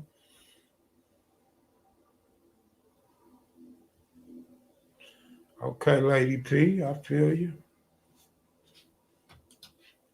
Hush Puppies equal Huster Protocol in the mid 90s. Big Ghost had them for sure.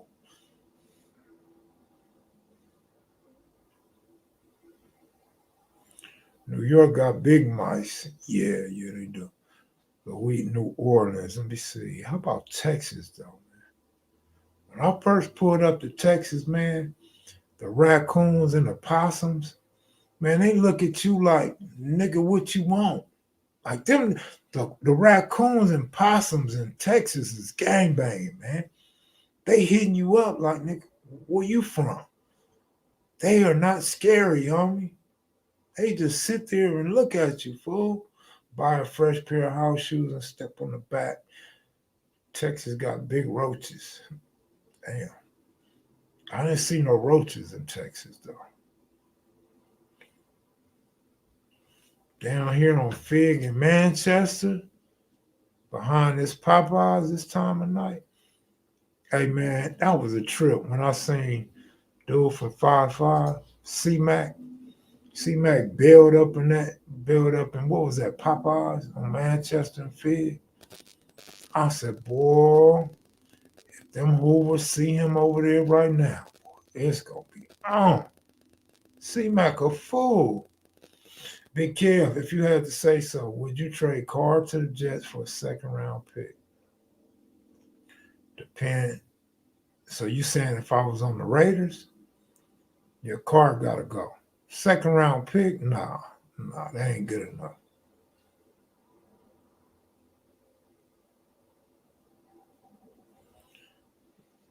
Big Kev Mac looking for an interview with Jan Brewer.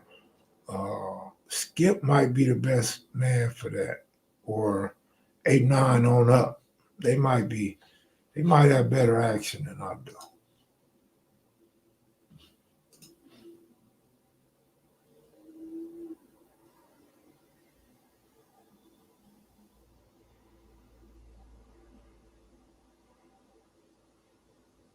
Mhm.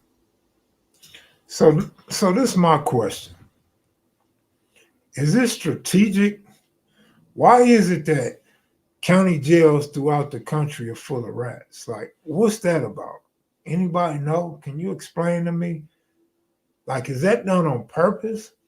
They build a jail and grab a few rats and mice and throw them in there, or what? Or is it the food? Are rats being sent in with the bag of potatoes and like, what's that about? They call those wood rats. See Mac walk around confident just like the story of Jamel to me. It's to make human rats comfortable. Wow, that's deep right there. Poor conditions produce rats. Now that's cold right there because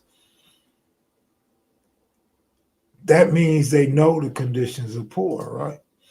It's not a coincidence. I don't think it's a coincidence either. I just don't know why though. My man says because of the poor living conditions. I tripped over a possum running last night. That damn possum scared the hell out. Man, look. I seen a possum in my front yard one time. I can't remember if I had Dayton's or not.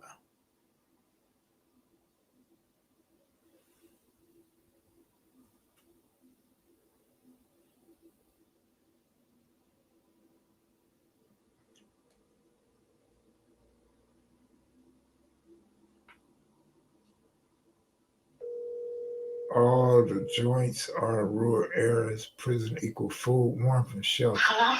Sean, wake up. What's up? You remember that time we seen a possum in my front yard? Uh-huh. What happened? It was up here over here. I'm on the steps. In my front yard. Oh, okay, on Cancer? Eileen, fool.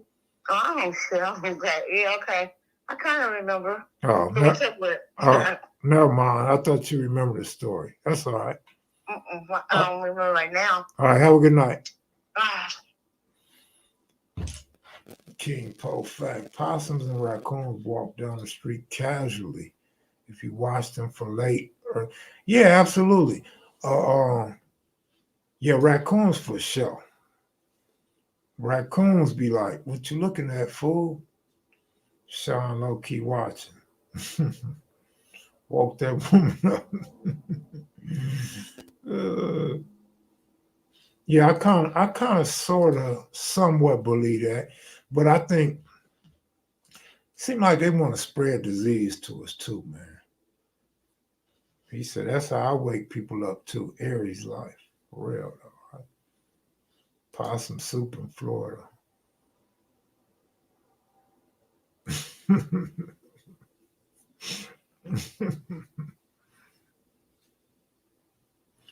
Florida is full of raccoons and possums. Damn, Misha, like, that's cold, Misha. You like Florida, though. That's why you got that pretty color skin on. I never ate possum, man. That's the Alabama thing, man.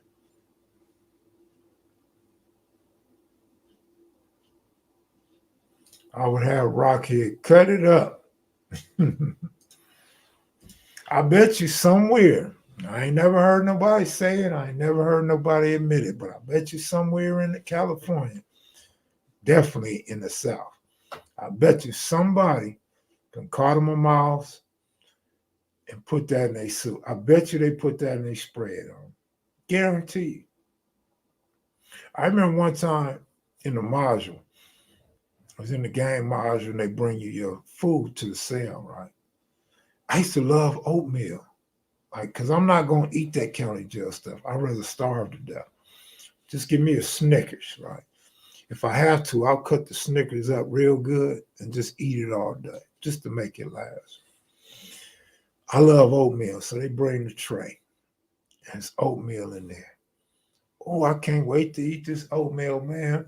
Grab my oatmeal, and I see this long thing up in there. Like, damn, I'm like, what is that? Like, is the oatmeal like stuck together? What is that? So I take my spoon. A rat tail. There was a rat tail in my oatmeal, man. Oh, I was so mad. I couldn't even eat that day. I was hot. Yeah, we couldn't parole on our dates unless we got the vaccine. You getting sick one way or another. Don't go to jail, man. Don't go to prison, homie. Maybe Raymond met with Hardy, Tookie, Archie on different days, organizing by set. Now that would be very strategic. That's a very interesting scenario.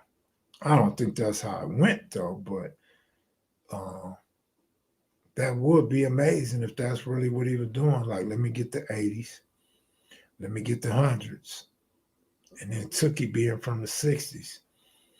Very interesting if that's how it went. Yeah, man, they want to keep your immune system weak. It could be airborne. And single burritos you get coming from court was fire. My man liked the burritos. I know, homie. I know your situation. Hey, man, quit being prejudiced, man. I eat orange chicken all the time, man. I love me some orange chicken, man. Back in the day, I would not eat orange chicken, man. But one day I ate it, and I've been eating it ever since, man. I love that orange chicken, man. I don't know what's in it. I don't know what's in there. Sometimes the inside be hard. I'll be like, wait a minute, how's chicken hard? I don't know. They put a lot of sauce on there too. Like, what are they trying to hide up in here? Seems like Raymond was smart like that. He might have been. He might have been. I just don't know that to be true though. But interesting nonetheless. Any areas with no Crips conquered? A lot of areas the Crips didn't conquer. Crips ain't never got Fruittown to Fruittown 30s. Uh, they ain't never got Harvard Park.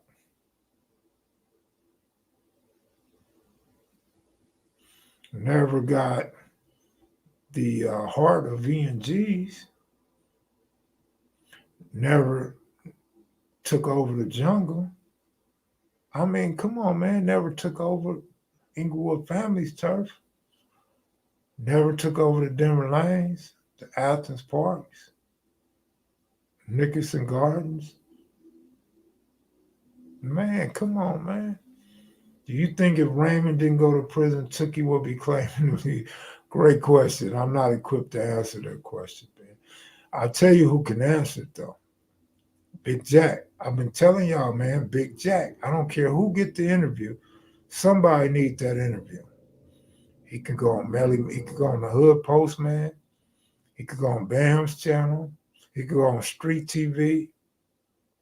That's a much needed interview, man, because in my conversations with Big Jack, man, unbelievable. I don't even want to repeat them because they're going to sound unbelievable coming from me.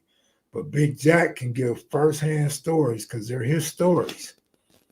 Man, some crazy stories, man. Y'all would love to hear that shit. But y'all not going to believe it if somebody else say it. If Barefoot Pookie say it, y'all going to think he hate.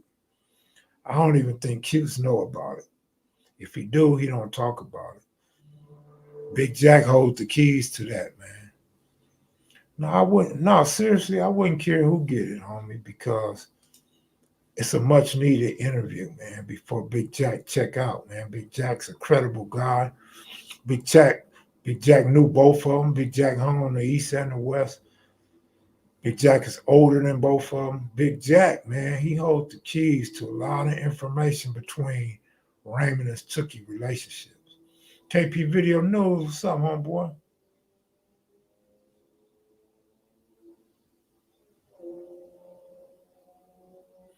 Lavelle Frierson, yeah, I mentioned him earlier, being one of Tookie's co-defendants.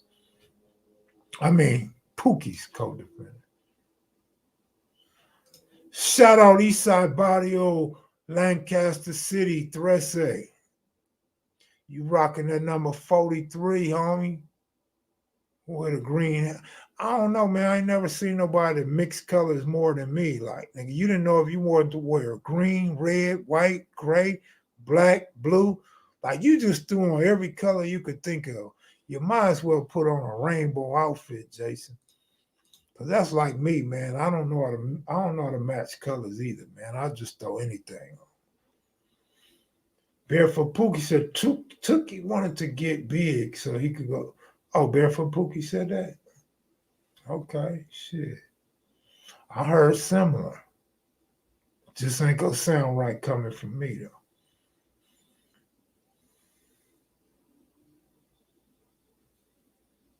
I ate gator meat before. Damn.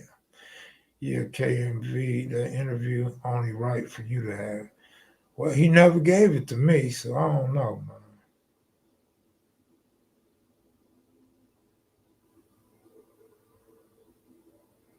Shout out to USC. That's my team. Yeah, I love Trojans football. UCLA basketball. Big Jack said a couple things on that white guy channel about cooking for Tookie when they there together. Damn. I hope he didn't say it like you said it, man. Ain't that kid man home? Simone, that's him, S.A. Somebody told me, man, that black people should never try to sound like an essay when they address an essay. Like, why not? Why not, mom? You act like some of them don't try to sound black when they talk to a nigga. Crazy. Most of the high-ranking members was originally from down south Louisiana. Crazy. Let me tell you the crazy part. You from Louisiana, right, Alex? Let us know where you're from first, because I don't want to hurt no feelings.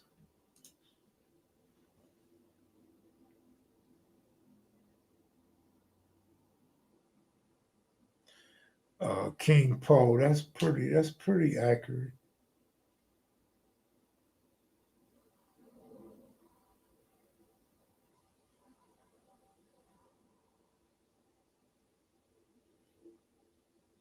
Okay, you from Louisiana. All right, see, here go my thing on me.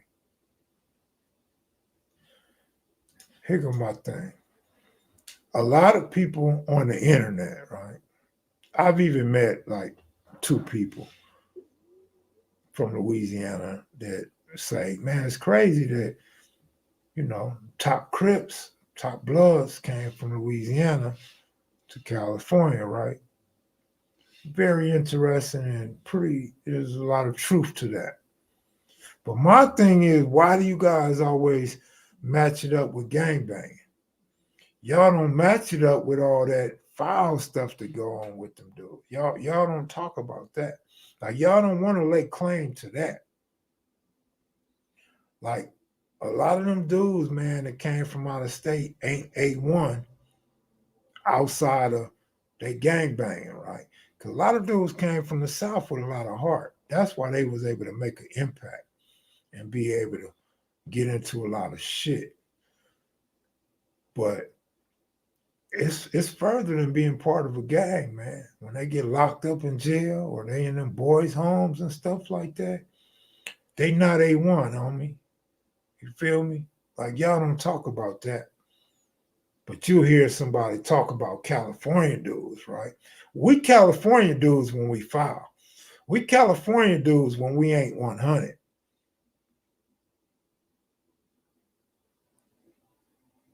Right?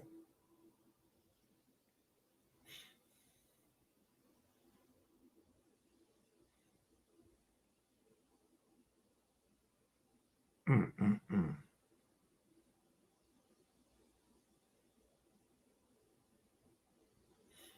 I don't hear from Giacomo. Giacomo called me, I think, Christmas and New Year's, I believe.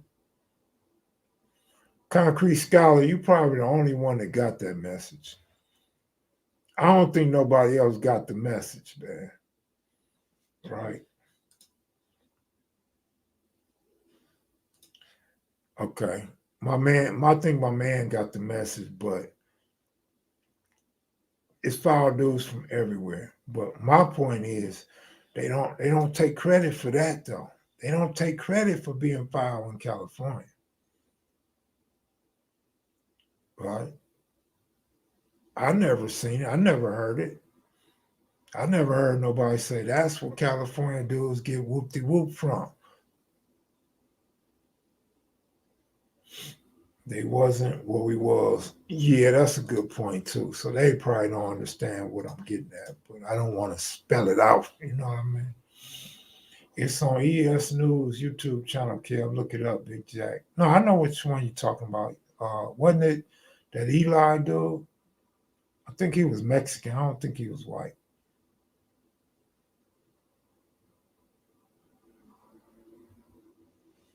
Kevin Johnson.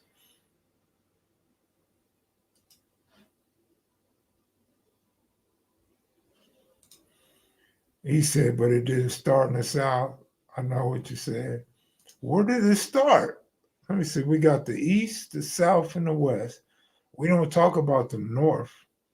Where the hell did it start at?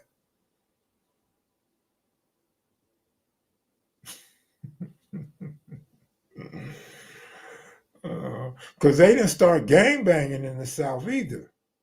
So if you catch my drift, you can't have one without the other. They didn't start gang banging until they came to the West.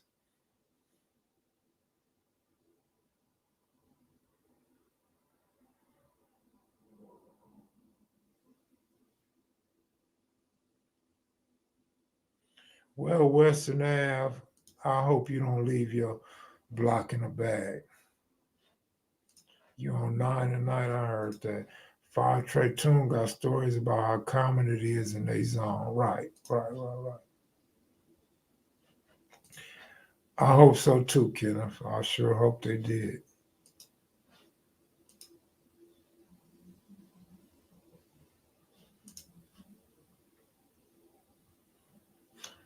Yeah, Chicago, absolutely. Chicago stay 100. I don't know no Chicago dudes on that weird stuff.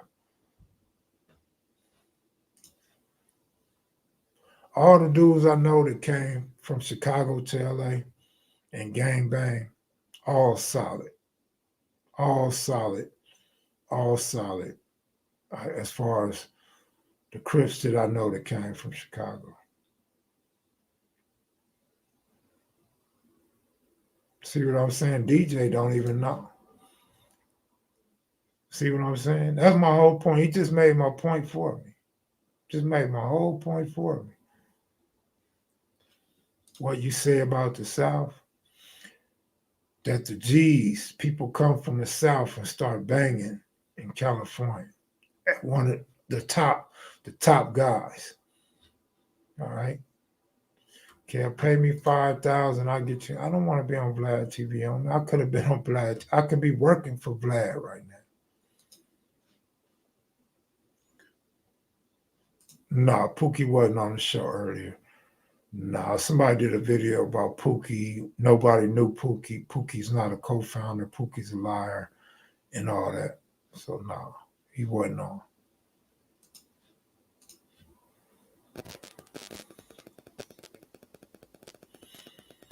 Mm,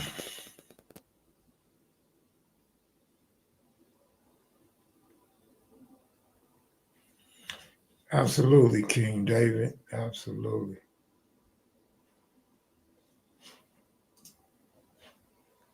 Dirty South LA. That's a good one. They moved from the South to the South LA, right? All the Chicago G's from the dirty South as well. Don't get it twisted, bro. They have the over 25 rule. What's the over 25 rule, homie? I ain't hip to that. Tell me about it. Can the East Coast guys last in California prison with the pot? Of course they can. They human beings. They men. Turtle was a G when he left Texas. Melly Mel said they had a shootout when they first met. Turtle was a G when he left Texas. Turtle was a G when he left Texas. Turtle came to Compton and didn't know what Crip and Pyru was. I don't know about him banging before then, right? He said they had to pick a side. George Jackson was from Chicago.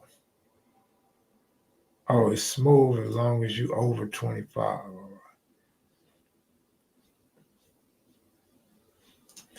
I'm from Chicago. You can't be from certain hoods if not 21 years or older. Oh, wow.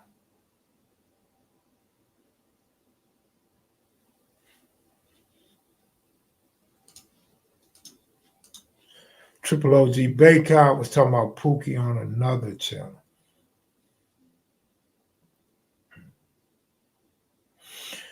All blacks really from the South. The East Coast blacks are the only ones who are really heavy Caribbean. Well, shit, my mom's from the East Coast. My mom ain't from the South. Then again, her elders are from the South, South Carolina, um, Georgia, Louisiana.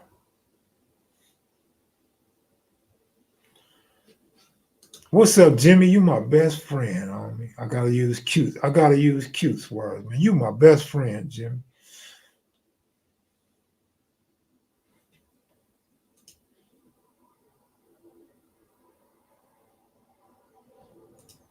Virginia and the Carolina.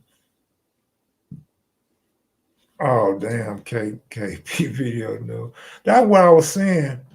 Respectfully, Pookie was known. I mean, I don't know when you want him to be known, but Pookie was known because all his rivals said it. That's who word counts the most, what the rivals say. If the rivals, if the rivals know you, or rivals had conflict with you, that's what count. Not your own that didn't run with you and don't like you and didn't know you. That's what I always tell you. What do I always tell y'all? Your experience with somebody can be totally different from somebody else's experience with that person. So here we go. Baycott, Lil Baycott may have never heard of Pookie and didn't know Pookie, as he said. But his rivals knew of him. They knew about him. Dudes in the Harlems knew him. Dudes in the 60s knew him. Dudes in the hundreds knew him. Dudes in the Hoovers knew him. So everybody's experience ain't the same for everybody. You feel me? Most all black people come from the South. It's where the roots are at. We don't come from Africa. We don't come from the motherland. We're not original Americans, Egyptians. I'm sure we all got family across the country. I don't know if I got any family across the country. All my family dead now. I mean, we might have some cousins somewhere. I think everybody's pretty much dead, though, on both sides of my family, except for those that's in California or Nevada. My grandpa left Orange, Texas, 20 years old to come here to LA. Yeah, same story for a lot of people. We all come from the plantation. All the hate and foul stuff come with it. Seems like the original East Side Crips didn't care for Tookie. Everybody comes from Africa, no matter what race you're from. It's called diaspora. How you say it? Diaspora? Not Desperia, Diaspora. Everybody.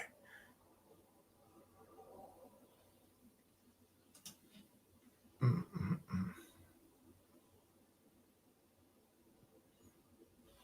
Salute to Barefoot Pookie. 3 people OG rolling from Godfather Palm. Okay, Godfather Palm. Wish we could get more about Big Rebo. I mean, I'm surprised. Look, I'm surprised we don't have more information about Mac Thomas in his last couple of years. Like, why nobody? Everybody know Mac Thomas. Everybody looked up to Mac Thomas. Mac Thomas taught him how to walk. He taught him how to talk. He taught him how to crip. He took him to put in work. How come nobody has no stories about Mac in the late years? Even Tookie say he became a hustler. Why niggas don't say I hustled with Mac? We don't hear that. We don't hear about niggas jumping on the back of the horse with Mac. Why we don't hear about that? Something weird about that, ain't it? Something real weird about that. We want to know what Mac was like when everybody started branching off and starting different sets and come. How did Mac feel about that? Which set did Mac hang out with? Which set did Mac favor? Was there still Crip meetings going on with Compton and Mac was showing up? What type of hustling was Mac doing? Who hustled with Mac? You don't hear a lot of that, right? That's kind of crazy. Yeah. Yeah, I do know why, but I would like to hear dudes in Compton tell us why. I would like dudes as friends of Mac, looked up to Mac and knew Mac to tell us why. It's not the East Side Crips don't care for Tookie. They just know the truth. Damn, you speaking for all East Side Rips? Easty? Yeah, you're right. When you hear Hustler, you always hear Turtle for sure. Absolutely. Turtle was that guy. Turtle name always come up, don't matter what hood you talk about. You could talk to the Pyrus and Turtle name still pop up.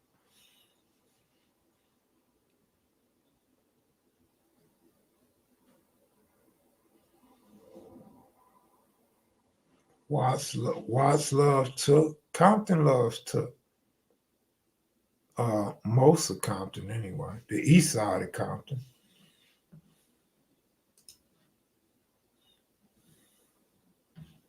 Took was a West Side cat. They didn't like us, but the information put out there, like the movie made it become that. Took wasn't no slouch. It ain't about Took being a slouch. It's about the founder of the Crips and co-founder of the Crips. How could Tookie co-found something that had already started prior to Tookie being a part of it? So that's what I think Easty Crip is talking about. The reference to Tookie being the founder of the Crips. East Side already know they was already cripping before Tookie. So Watts, Compton, East Side of Compton, the West Side, most of the West Side, at least from east to western in the 60s to the hundreds to the block, 11 Trey block, yeah, they love Tookie. The Raymonds, AGs, Avalon Gardens.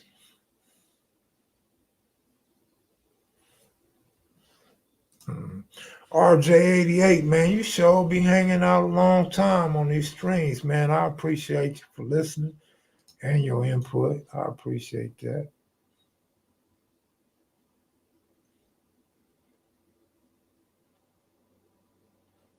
RJ, can I ask you a question, homie? You know I don't ask a lot of questions. How old are you? Or what year was you born? That's my only question for you. What year was you born on? Then I could better gauge a lot of the input you have, the insight you have given me over the last few months. His love is from the Annie O's. Wow. Mm.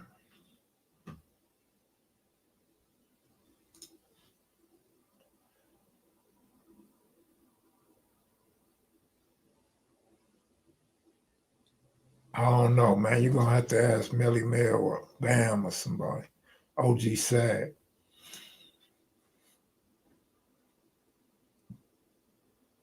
Okay, all right, Western Ave. You saying a whole lot to get to the point. Oh, damn, you a super G. I didn't think you was that old. Damn, you a super G. Oh, yeah. That's why you know everything you be talking about. Everything I speak on, that's why you know the answers. Oh, man, damn. I didn't know you was that G. All right, shit. You go back to the beginning for real. That's why you know about Jamel and Raymond and all. Yeah, okay. That make a lot of sense. I never would have thought you was in 1953. Good looking out, man. Damn. Hit me with the link. Hit me with the best shot. This nigga said 1993. CJ, he probably know you, or you probably know him, no? Y'all probably got to see each other or talk about who y'all friends were. I don't think RJ88 wants to do anything, but if he ever do, My answer is already yes, without question.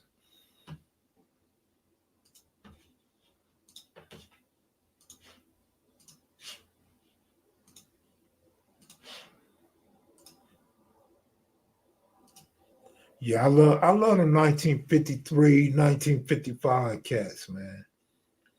Even like the 56, 57, 58 cats. When you start getting to 1960, 1961, 62, 63, them riders. 64, them the riders. Them the true riders. CJ is 2 years back, 2 years under you, yeah. 1953. Oh, KP, you a youngster, man. You Cute's age, KP.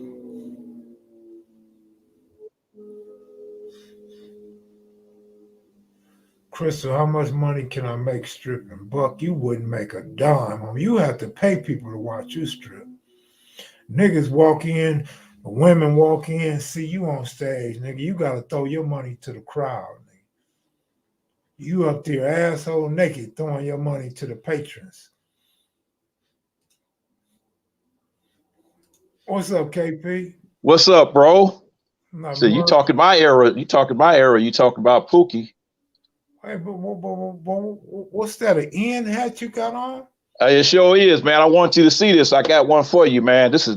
I got. I looked in my closet. I told you I used to sell caps. Got Yeah, another one here for you. Got another one here for you too.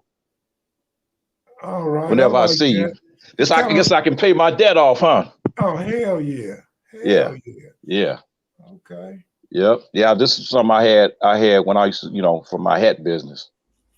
Yeah, Yeah. yeah. I mean, I agree, Concrete Scholar. You expanded it a little more than I did, but them 1958 dudes, them the ones that brought up them 1959 to 65 dudes, man. If you was born, if you was born in 56, 57, 58, you raised them 1959 to 65 cats.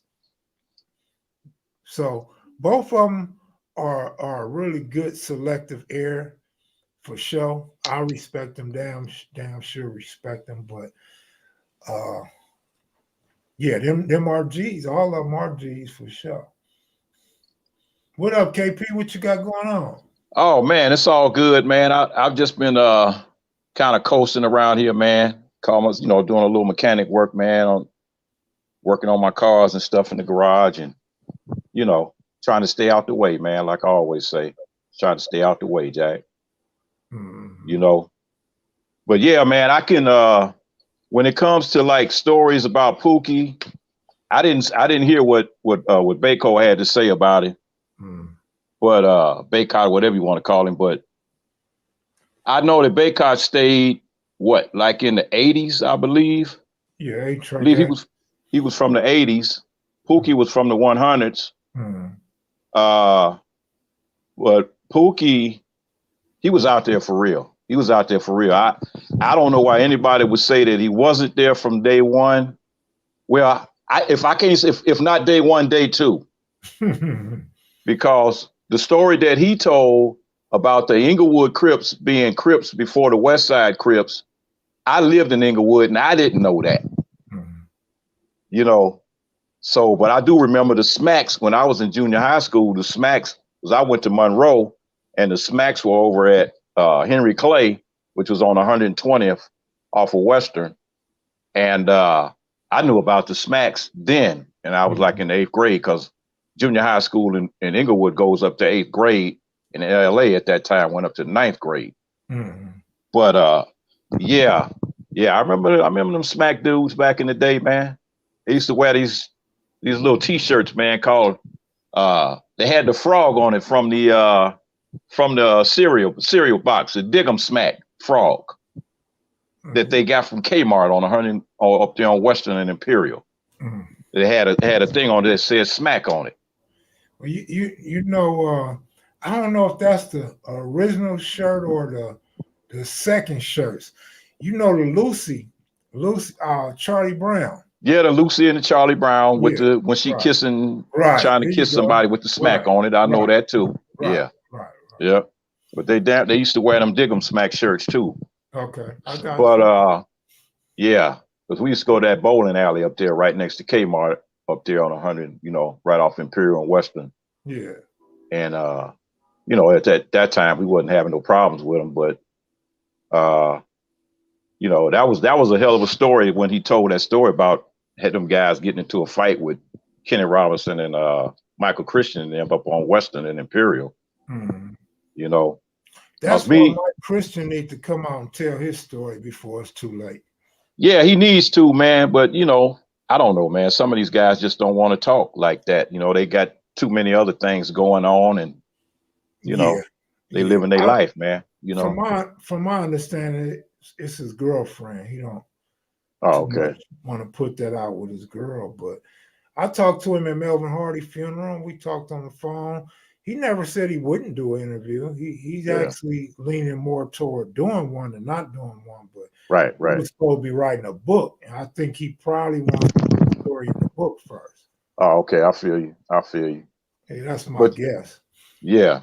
But you I know told what? him, I told him, I said, Mike, man, whatever it takes, I'll jump on a Greyhound, I'll jump on an airplane, Yeah. I'll come by myself, I'll come with SMAC, we could come to Texas, whatever, man. Yeah. But Yeah. yeah, Yeah. I'm not in touch with him no more. I'm sure his number's probably still good, but Yeah. Well, if you whatever can it get in takes. contact, with Kenny Robinson, then you can get in contact with him Yeah, I without a talked to doubt. Kenny. I talked to Kenny Robinson too at Melvin Hardy funeral. Yeah. Yeah. I need to go look for them pictures. I got a lot of pictures. Maybe I should do a show on all the Yeah. OGs that I done met. Yeah. Yeah. Yep. I got a intro Pookie story and an exit Pookie story.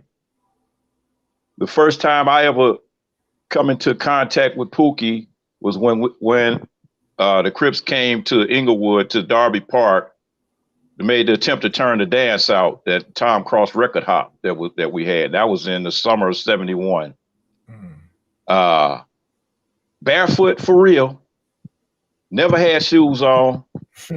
Never had shoes on. And if you remember, I was telling you about Tweety, which was an original Crip that he lived on 92nd in Normandy, but he was an original Crip that ran with the East Side Crips. And ask some of the older guys. You have to ask some of the older guys about Tweety. But anyway, Tweety told me a story about him and Pookie was going. They was going to meet up. They was going to somebody was getting married, and they had to take the bus. Man, they had to take the bus going down Normandy. So he was on the bus. He got his suit on, and he said Pookie got on the bus. Man, he wasn't barefoot, but he had some white socks on. He said Tweety was like, oh man, he was trying to hide his face, man. He didn't want Pookie to come back there with them socks on like that. He never wore no shoes, man. Never had no shoes on, And so that, that's a little thing there. But I got a chance to meet him years later when I, kind of like stepped off and I was into my hustling thing. And this sister named Barbara that I was dating, Pookie actually owned a beauty shop at Hawthorne Mall, right there by Montgomery Wards on the second floor. And so she took me over there, and I got introduced me to Pookie over there, and that was wow. When was that? Damn, I can't remember exactly, but it had to be in the early '80s. It had to be. I don't know when the Hawthorne Mall closed, but the mall was still active, real active at that time. But before I met Pookie, my last issue dealing with him was at Darby Park. Me and this guy named BJ, Big James, man, we was at Darby Park hanging out, and because that was a little spot we used to go to kind of smoke or whatever. And we was leaving the park, and Pookie came walking into the park, and by himself in the middle of ground zero for Inglewood, chain gang family, whatever you want to call it at that time. By himself. So I automatically assumed, yeah, he got a gun. He got a gun with him. And so he walked toward me and BJ. We was, like I said, we was on our way out the park. And he said, he started mumbling something about Crip. And BJ looked at me, go, dude, man, he's about 6'5", muscle bound. He's out of Detroit. I was from Chicago. He's out of Detroit. So we kind of hung out together. And he said, BJ looked at me, said, hey, man, he talking to you? I'm like, no, he ain't talking to me. So we kind of laughed it off, man, and went and hopped in our Porsche, man, and took off. Pookie was still standing there. So I don't know if he was high or what, but I was like, wow, this dude I don't know. He on a mission, on some kind of mission, and we didn't bite into it. But man, we was hustling, man. At the time, I was like 17 years old, man. We was driving in Porsches and shit, man. I'm telling you, man, we was out there getting that paper.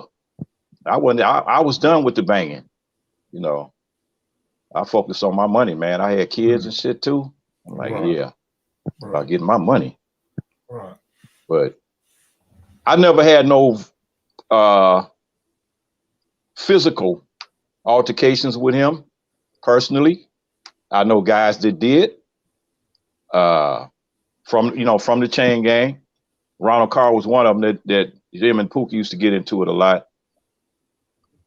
And when they came over, and that was the house. When I told you about I don't know whose book it was. It might have been Tookie's book when he was talking. Did Tookie write a book, or somebody wrote a book about the house exploding in Inglewood when the Crips came in?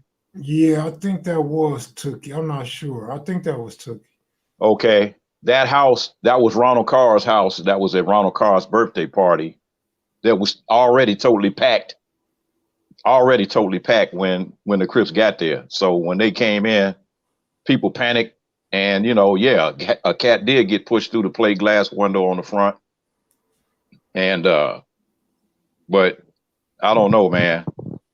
Pookie, I think Pookie might have been in jail at that time when that happened. Because I remember seeing Mike Conception's brother that he had a 50, I think like a 50 Chevy black. They said it was AC. AC put that in his book. AC? Okay. Wow. So AC knew about that way back then? Okay. Yeah. Yep. But yeah, Pookie was out there, man. He was out there. Yeah.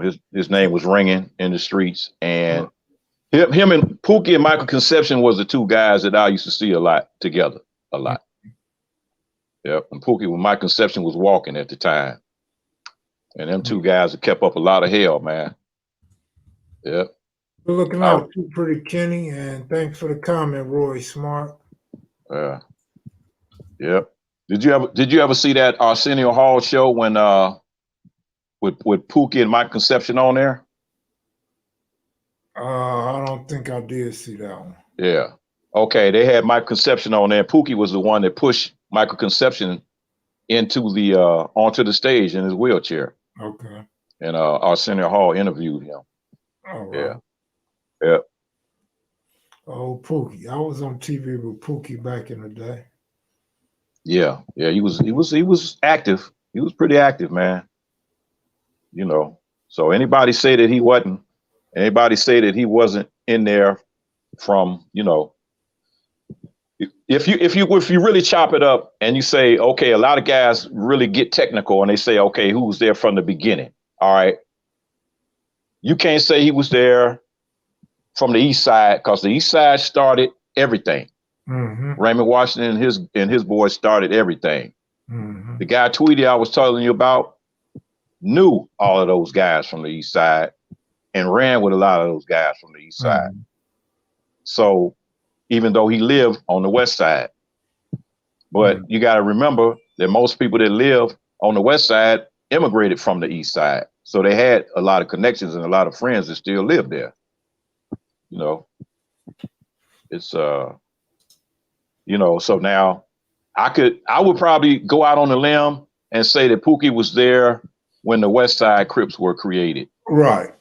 I would say that. Right. Overall, I can't say he was there when the Crips were created, period. Right. Because that was the East Side thing. Oh no, absolutely wasn't there in the beginning. Yeah.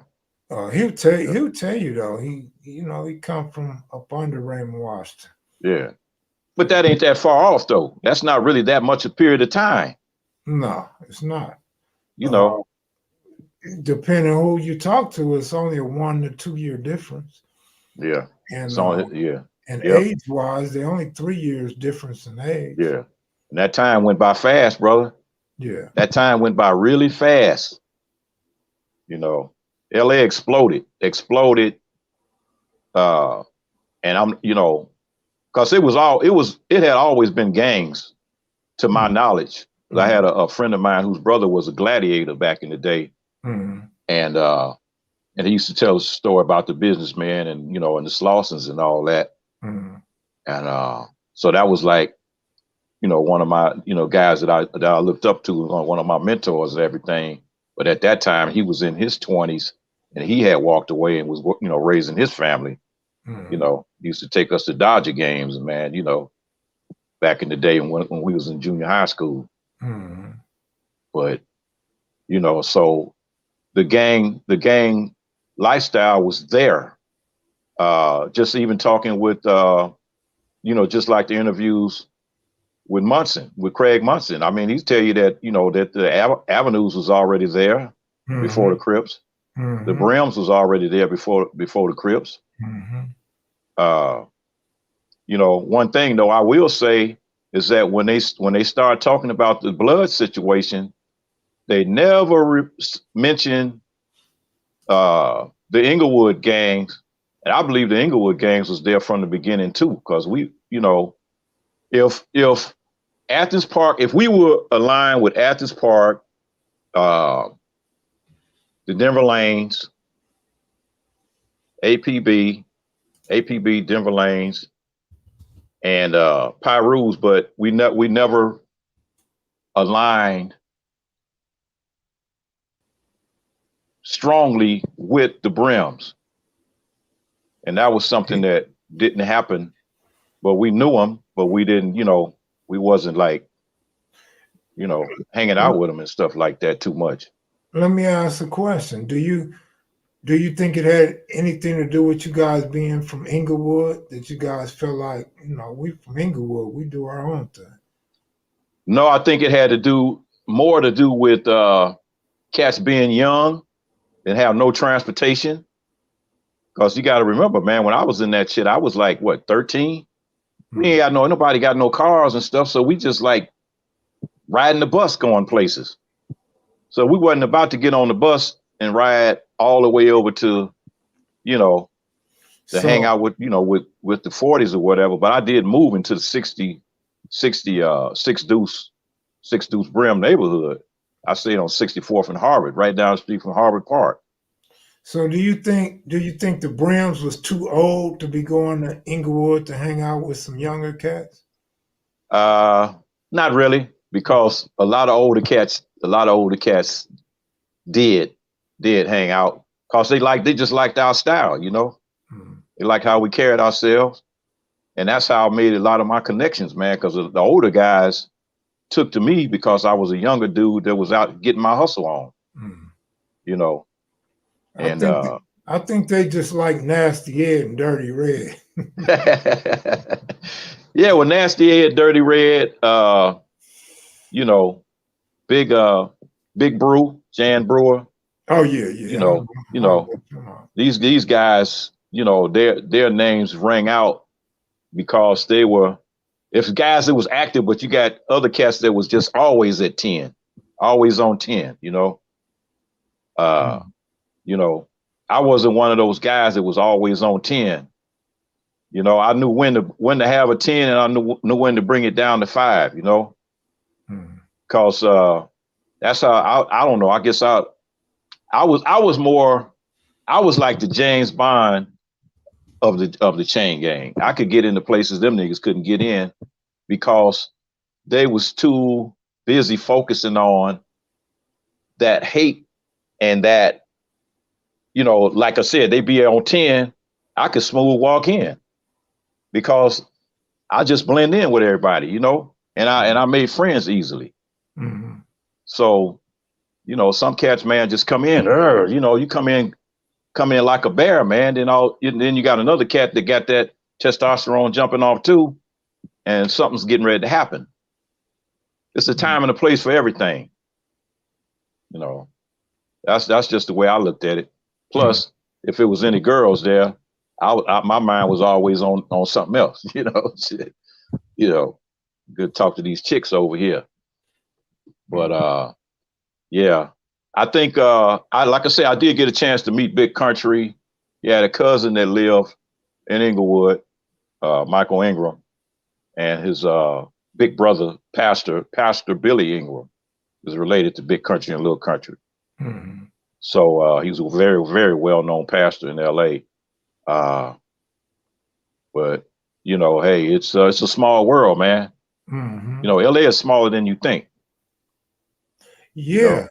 You know, I mean, you can say it's big, you can say it's small, however you want to put it, but it's small because we find out that our friends and our family members know, you know, people that you would never thought they know. So it is small, but Yeah. it's also big at the same time. But yeah, Yeah. they all got together. Anti-Crip. Yeah, we know, CJ. All the Anti-Crips got together. Yeah. LA County is a big county, but LA itself, the black community in LA is not really that big. Right. No, you're absolutely correct when you say it like that. Yeah. Yeah. And the original black community was Watts. Well, how about the Outlaws? Yeah. The Outlaws. The lower part of LA. Oh yeah. That part too.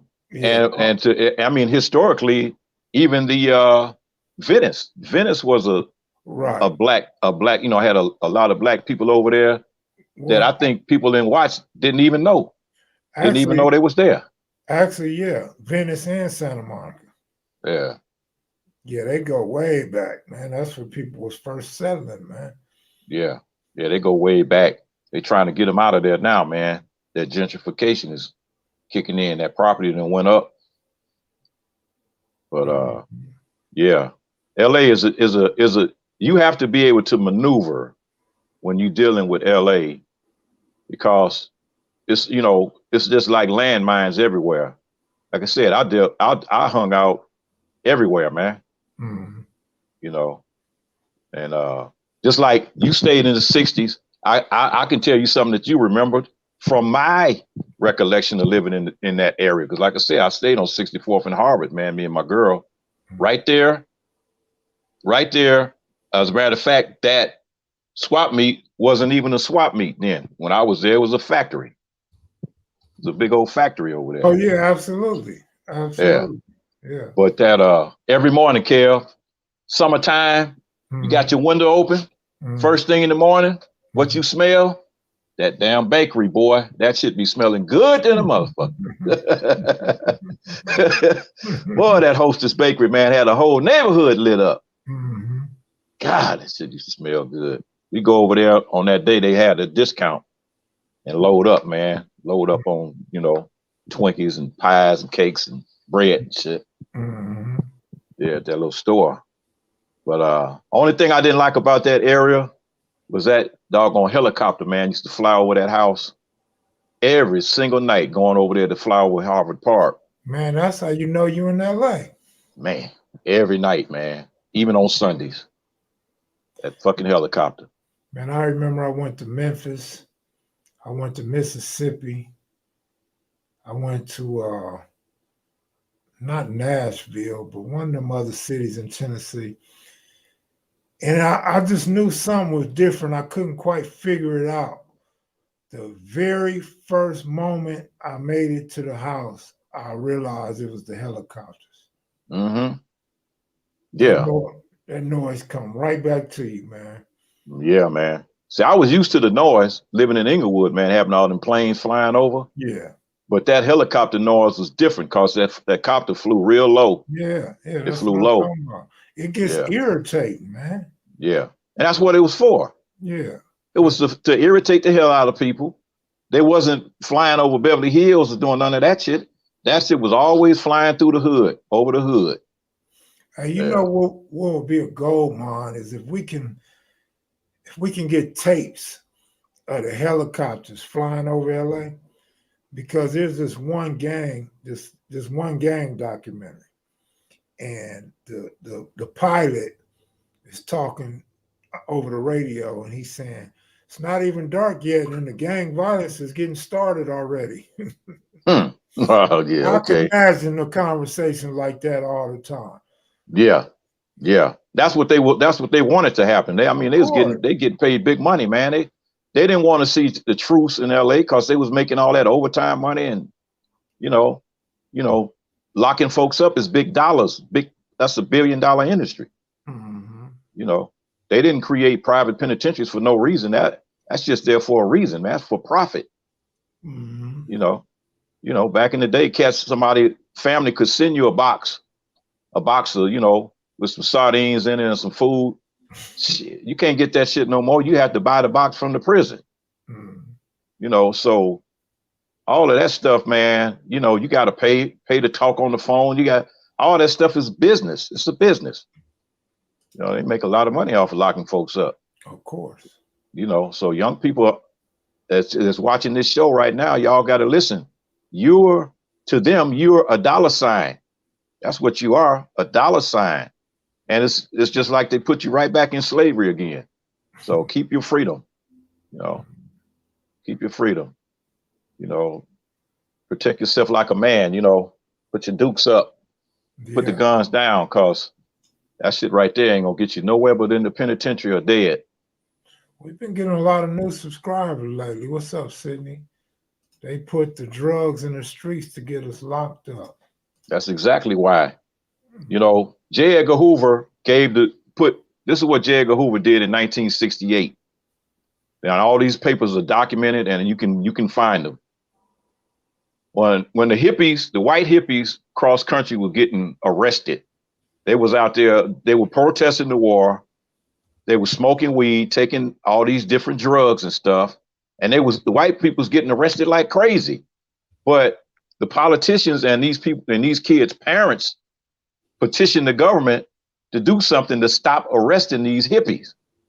So J. Edgar Hoover gave the order to every police department in the nation to stop focusing on the white youth and start focusing on the black inner city youth.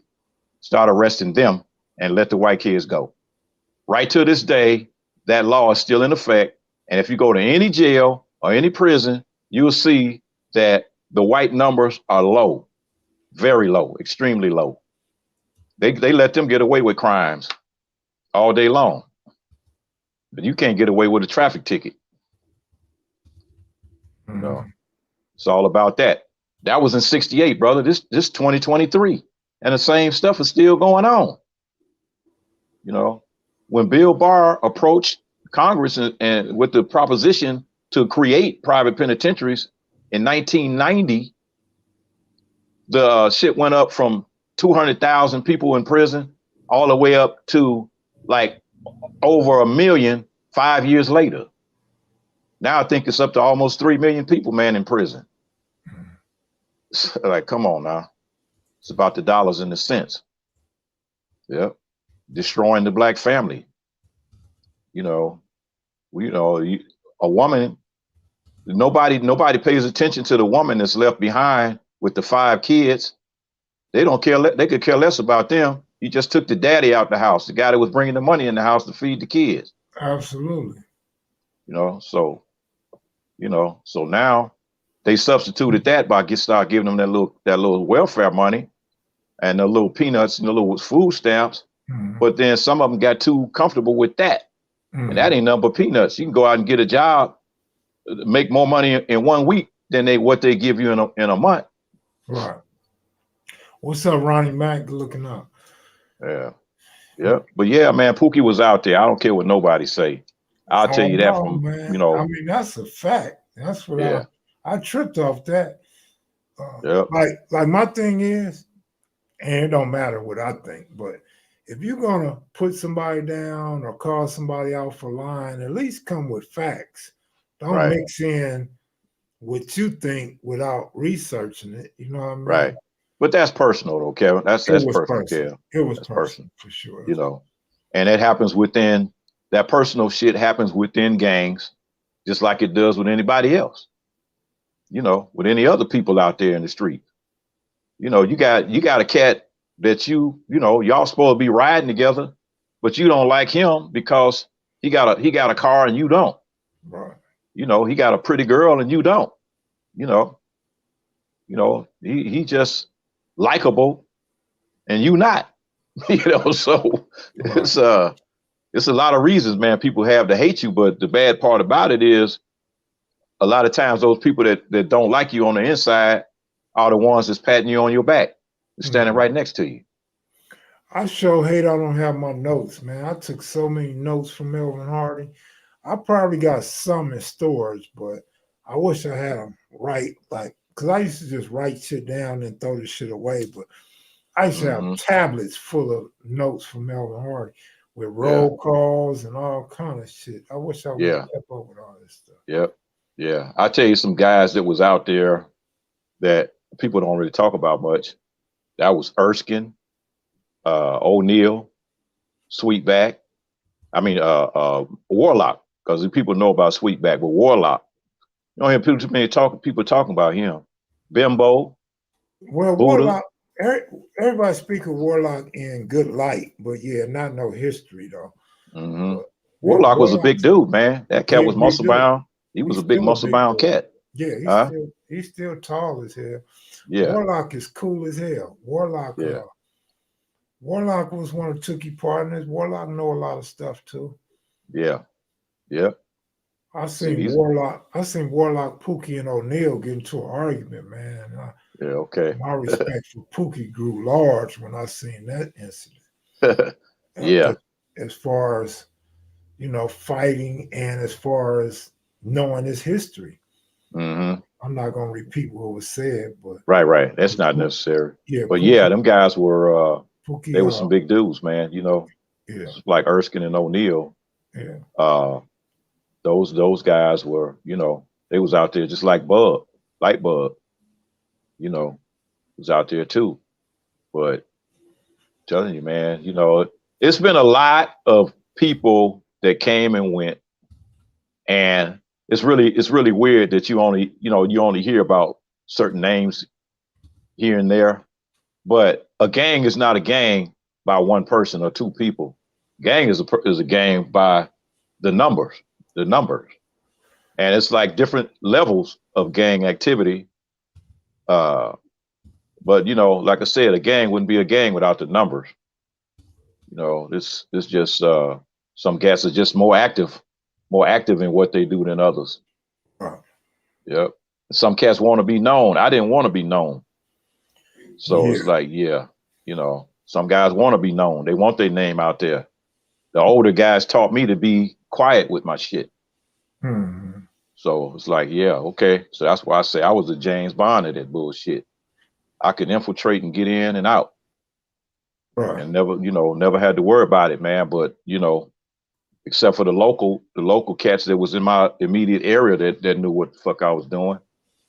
But any other neighborhood I went in, shit, niggas didn't know who I was or what I was or whatever, because I wasn't coming over there, I wasn't coming over there loud. Yep, Hmm. yep, Yeah, I feel you.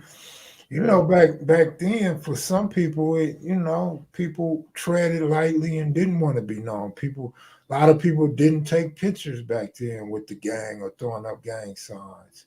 yeah, yep, Uh, yeah, yep, yeah. But in hindsight, if they, a lot of them, I think, like the guys that you can't get that mm, won't do interviews, a mm. lot of those guys have moved on. That's just like that was a point in their life that a lot of them are really trying to forget.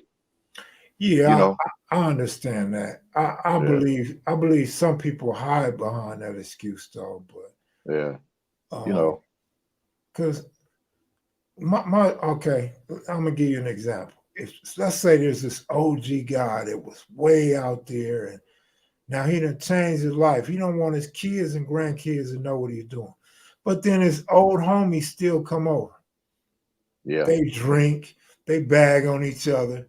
The kids are seeing and hearing that shit, and then you got to be honest. A lot of the real OGs they dress a certain way. Like when y'all go in your closets, man, y'all got them hats that people my age don't have, man. Motherfucker can see your hat and know you a G. Motherfucker can see your shoes, your Stacy Adams, and know you a G. You know what Yeah. I mean? So you ain't really hiding all that. And especially if you got a photo album in the house, they Yeah. see them photos, they know what that shit is. So Right. I think some people just use that as an excuse, but there Right. might be some that's serious. Yeah. Yeah. Some guys will say, I know a cat, man, that went to camp. Some guys, man, from 92nd, and they off of Normandy, man. Some other guys from Inglewood, they went over to Hawthorne, man, beating up white boys, and they got caught by Hawthorne PD. Hawthorne police beat the shit out of them, and every last one of them guys went to camp. Now, the cat I'm talking about, when he got out of camp, after he was, all of them was muscle bound when he got out. But before they went in, since he was the biggest one, the cops put the worst beating on him because they branded him the leader, when he really wasn't. He was just a follower. But he never went back to jail, man. That was a part of his life. He said, man, I ain't never going back to that shit ever again. He changed his life, man.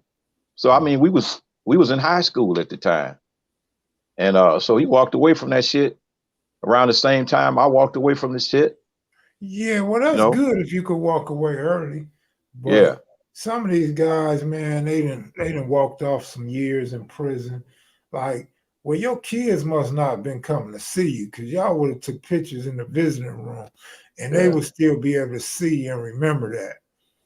So, but like what I always say is, man, some people done lied to their kids and friends for so long that they cannot come out in public with them same lies. So why even do an interview?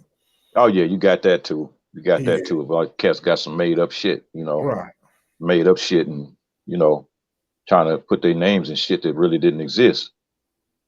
But hey, I've been there, done that. As far as like being around people from back in the day, and even if I didn't know them personally, hell, I know all the shit that they did and all the shit that I did around the same time.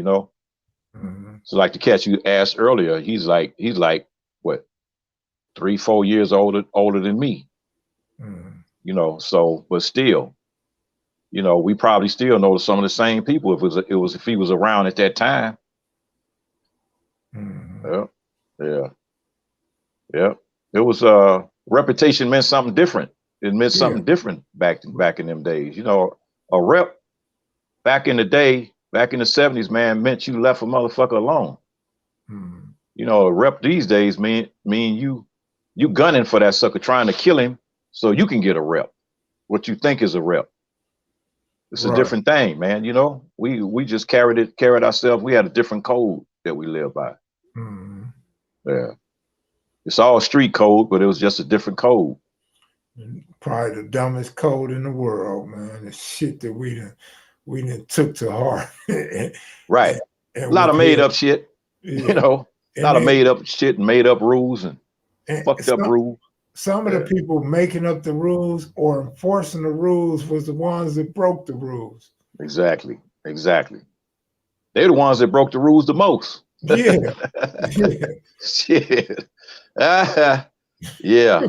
But one thing I can say about Inglewood, as far as like back in the old days, in the chain gang days, there was no leader.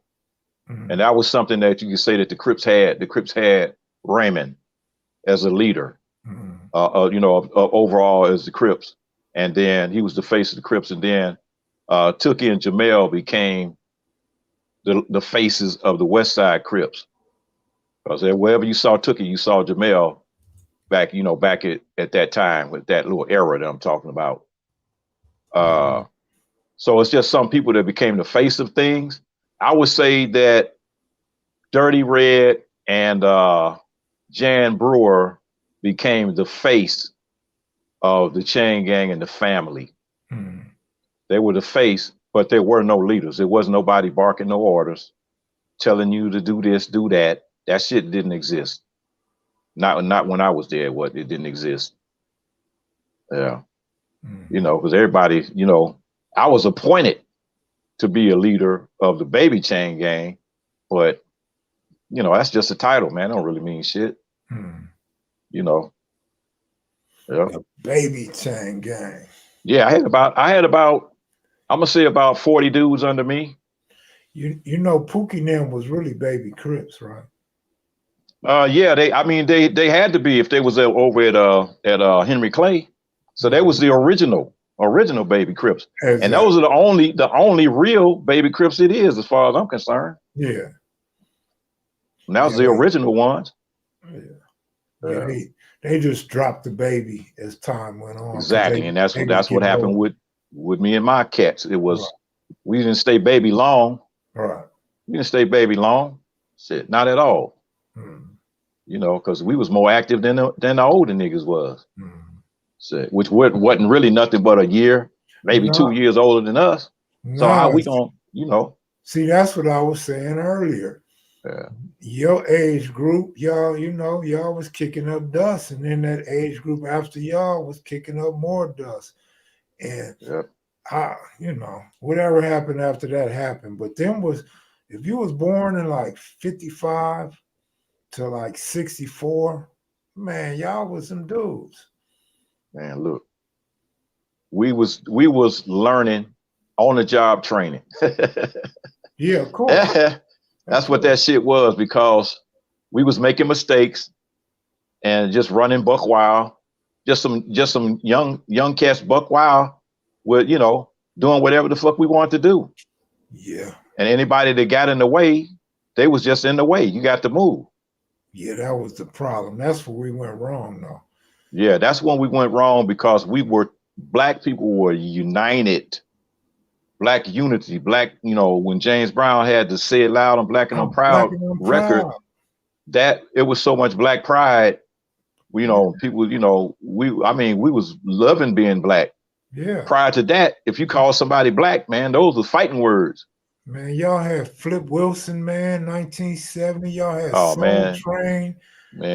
Man, blacks was breaking down barriers, man, and y'all was messing it up.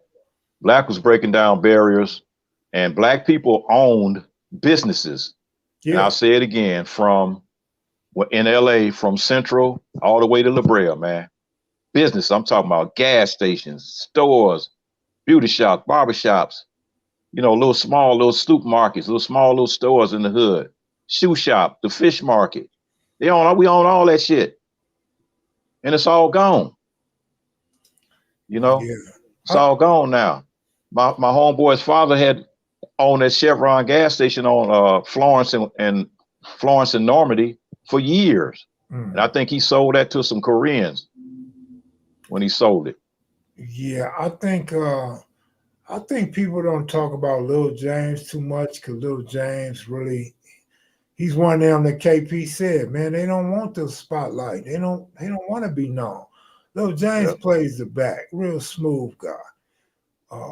Far as Roy Tucker go, Roy name is big in Carver Park, and the thing about him is Zane's name kind of equal or trumps Roy, so Zane will get a lot of notoriety before Roy a lot of times. So that's what I believe that is, Kenny. Man, that is a pain. We are our own worst enemy, man. Right. We thought cool was riding on our own people, man. Yeah. I'm gonna tell you, I'm gonna make a statement here. Yeah. And it's about areas. Somebody was talking about areas earlier. When you talk to people from other cities and people from LA, and it's like certain names that you mention, you automatically associate certain groups. You say Compton, you automatically think Pyru. You say Inglewood, you automatically think family, you know? So, but it's Crips in LA, Crips in Compton, but for some reason, people don't associate Compton with Crips. They associate Compton with Piru because that was the founding area of the Piru. And, you know, so those you talk about those things go back all the way to the, you know, to the late 60s, early 70s. So I don't know, man. What do you think? Cause I don't know. I think when you think about Long Beach, you think of Crips. Mm-hmm. You know, so the jungle, you think of Bloods, Mm-hmm. Stones. Stones. So it's like certain areas that you know that you think of, and those three spots, Compton, Inglewood, and the jungle. Those three spots, you know, I don't know. It's just like that was a heavy concentration of Bloods in those areas. And although there's a lot of Crips in Inglewood, I do look at Inglewood. My first thought is Bloods when you think of Inglewood. You think of it. So, you know, it has been Crips in Inglewood since 71, but it was just a small pocket. Yeah. The only street, it's only two locations that I can mention that I say they have to do anything with the Crips in Inglewood. That would be on 102nd Street and Imperial Village. Mm-hmm. Those are the only two spots I could say that, you know, because you Crip. older, so they got the Tongan Crips, the Legend Crips. Yeah, but the Tonga's over there on the other side. They're over there by Lenox. Lenox is on the other side of La Brea. Yeah, they're not far from Tendus, Raymond, and everything else over there. But yeah, you're right. You're right. But there are other Crip sets in Inglewood, though. Mm-hmm. So you know more about it than I do, because but you know, you're right back in your day. You're right back in your day. Right. I'm talking about them original spots, and that was, you know, 102nd Street. At one time, and I know it was just a short period of time they even considered calling themselves Cute 102s, when I know the Cute 102s was on the east side. Right. You know, but since they lived on 102nd Street, they called themselves Cute 102s for a hot second. Mm-hmm. That goes back to the 70s. Mm-hmm. Yeah. And that's a trip how y'all had the Coolie Coos running. It seemed like everybody went there. Coolie Coos, that's where all the drugs was. Yeah, it seemed like it wasn't no set trip. Yeah, it wasn't. It was, you know, it was and it wasn't. When it came to money, it wasn't. But if you came over there with that dumb shit, it was. You know, and you know, that's the name of that. You go. I don't care where you go. You come to a certain hood. Just like I used to go to the projects, man, over in Imperial Courts and all that shit. I never had no problems. But my homeboy Paul got killed over there. But he got killed over there in the 80s. Now Paul's mother worked. She was one of the head people over there at WLCAC. And WLCAC was a spot where a lot of guys from the projects used to go and get jobs in the summertime. So Paul, his mother basically said, no, you got to come. And every summer he had to go work for WLCAC.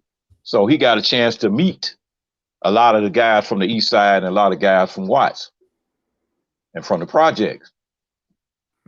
Just by, you know, making friends and all that. So I guess he thought it was still cool. But yeah, a lot of them older guys that's my age that went to WLCAC, they know Miss Harris. They know Miss Harris over there. She was the one that was doing the hiring. Shit. But yeah, she never would get me a job though. That's when I was talking to Paul. That was before they used to have the Watch. They used to have the Watch Festival over there at the park. They used to call it Will Rogers Park back then, over there on Central. And he was telling me a story, but somebody just confirmed that it wasn't true a couple of months ago when I asked that question. I think it might have been Cute. When I asked the question about whether Raymond Washington and I mean not Raymond, whether Tookie and Mac Thomas ever had that fight that they were supposed to have to see who was going to be the king of Watts. But Q said it didn't happen. Tookie and Mac Thomas? Yeah. Yeah. They say Mac was one fighting dude. They say Mac used to squabble up a lot of people, but he you know, he took because Tookie's whole name, you know, his whole name is Tookie D. Watts. Tookie D. Watts. Tookie D. Watts. That's what he had wrote on the wall back in the day. Tookie D. Watts. So he used to be in Watts a lot back in the days, man. Yeah, I know. But what the hell that mean? When D is just like, I don't know, man. Just like Tookie D. Watts. I guess he's just claiming Watts as his spot, you know. But that's where they took my car at, man, on 107th off of Central. That was over in Watts and West Side Crips. They got me. They ganked me. Ganked me for my 6'4", man. Damn. I was in the wrong place at the wrong time. They caught me slipping. Hey, it's all in a day's work. Shit. I had 3 cars stolen, man. It hurts. You come outside, you be like, I parked right here. And somebody always gonna ask a stupid question. Are you sure you didn't park over there? Motherfucker, I parked right here. Gone. Gone. That's a fucked up feeling. You feel that shit in your stomach, man. Hell yeah. They'll be like, oh, they got me. I watch my car drive away from me, dude. Backed up. Driving away from me, man. That motherfucker disappeared. When I saw it again, it was completely burned up. They burn it up, man, over there at Devil's Dip. You know, that was before the freeway. That was before the 105 freeway went through over there off 120th off of Western. Man, I heard this dude from around my way was going to jack me from my car. I had a little Z on Dayton's.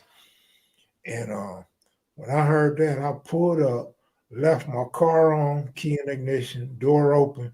I had a 357 Magnum. I was inviting this fool to go on and steal my car. You ain't got to pull me out of it. You ain't got to shoot me. I dare him to get my car. Come get it. Yep. And bad enough. Niggas knew because I told them. I said, man, this fool get my car. It's finna go down. Yep. Yeah. Yeah. That's like when Richard Pryor was telling that joke about the cat that was so bad. He go in the liquor store, man, and set the gun down on the counter.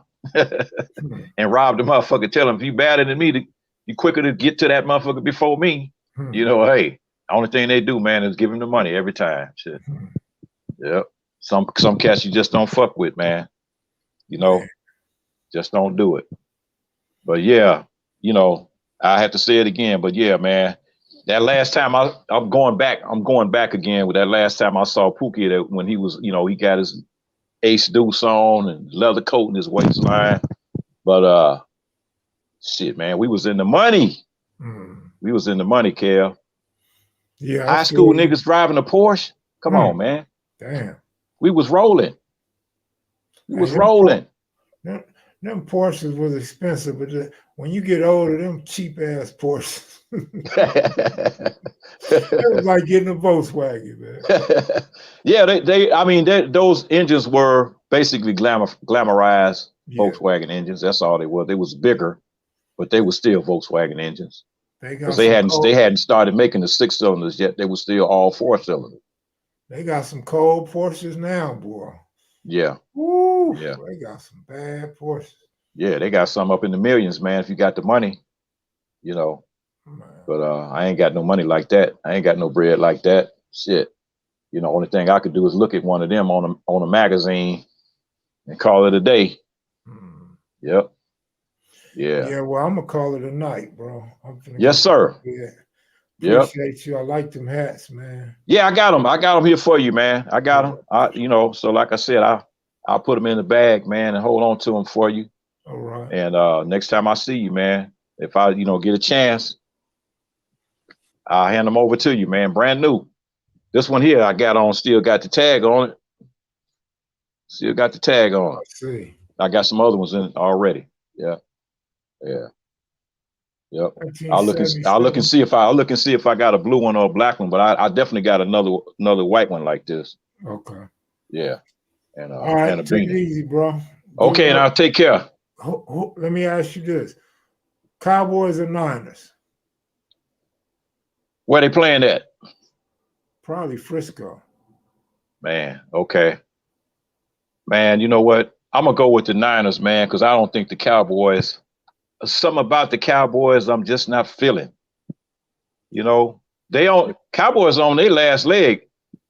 Dak Prescott and that coach for the Cowboys, they on their last leg. They don't get no further than this next game. I think both of them gonna be looking for jobs because Philly or the Giants? huh? Eagles or the Giants? I'm going with the Eagles on that. Mm-hmm. Yeah. Me Yep. too. Yeah. All right, I'm gonna Yes, highlight. sir. So we All right. go. I ain't making you no more bets, man. Shit, No, I'm we on getting the ready to give same you my hat page. stash. Getting ready We to give on you the my hat same. stash as it is. Shit. Yeah, we on the same page. All right, take it easy. All right, sir. Take care. All right, Mac. Here's the Maniacs. I'm finna call it a night. Good football this weekend. Good luck to your teams. Yeah, she bad and definitely dragging. Oh, wagon. Ooh, ain't nothing like a girl that drags the wagon. Good night, Compton girl. Speaking of dragging wagons, y'all take it easy. Peace. Giants or Bills? Bills, man. Giants don't play the Bills, though. Bills.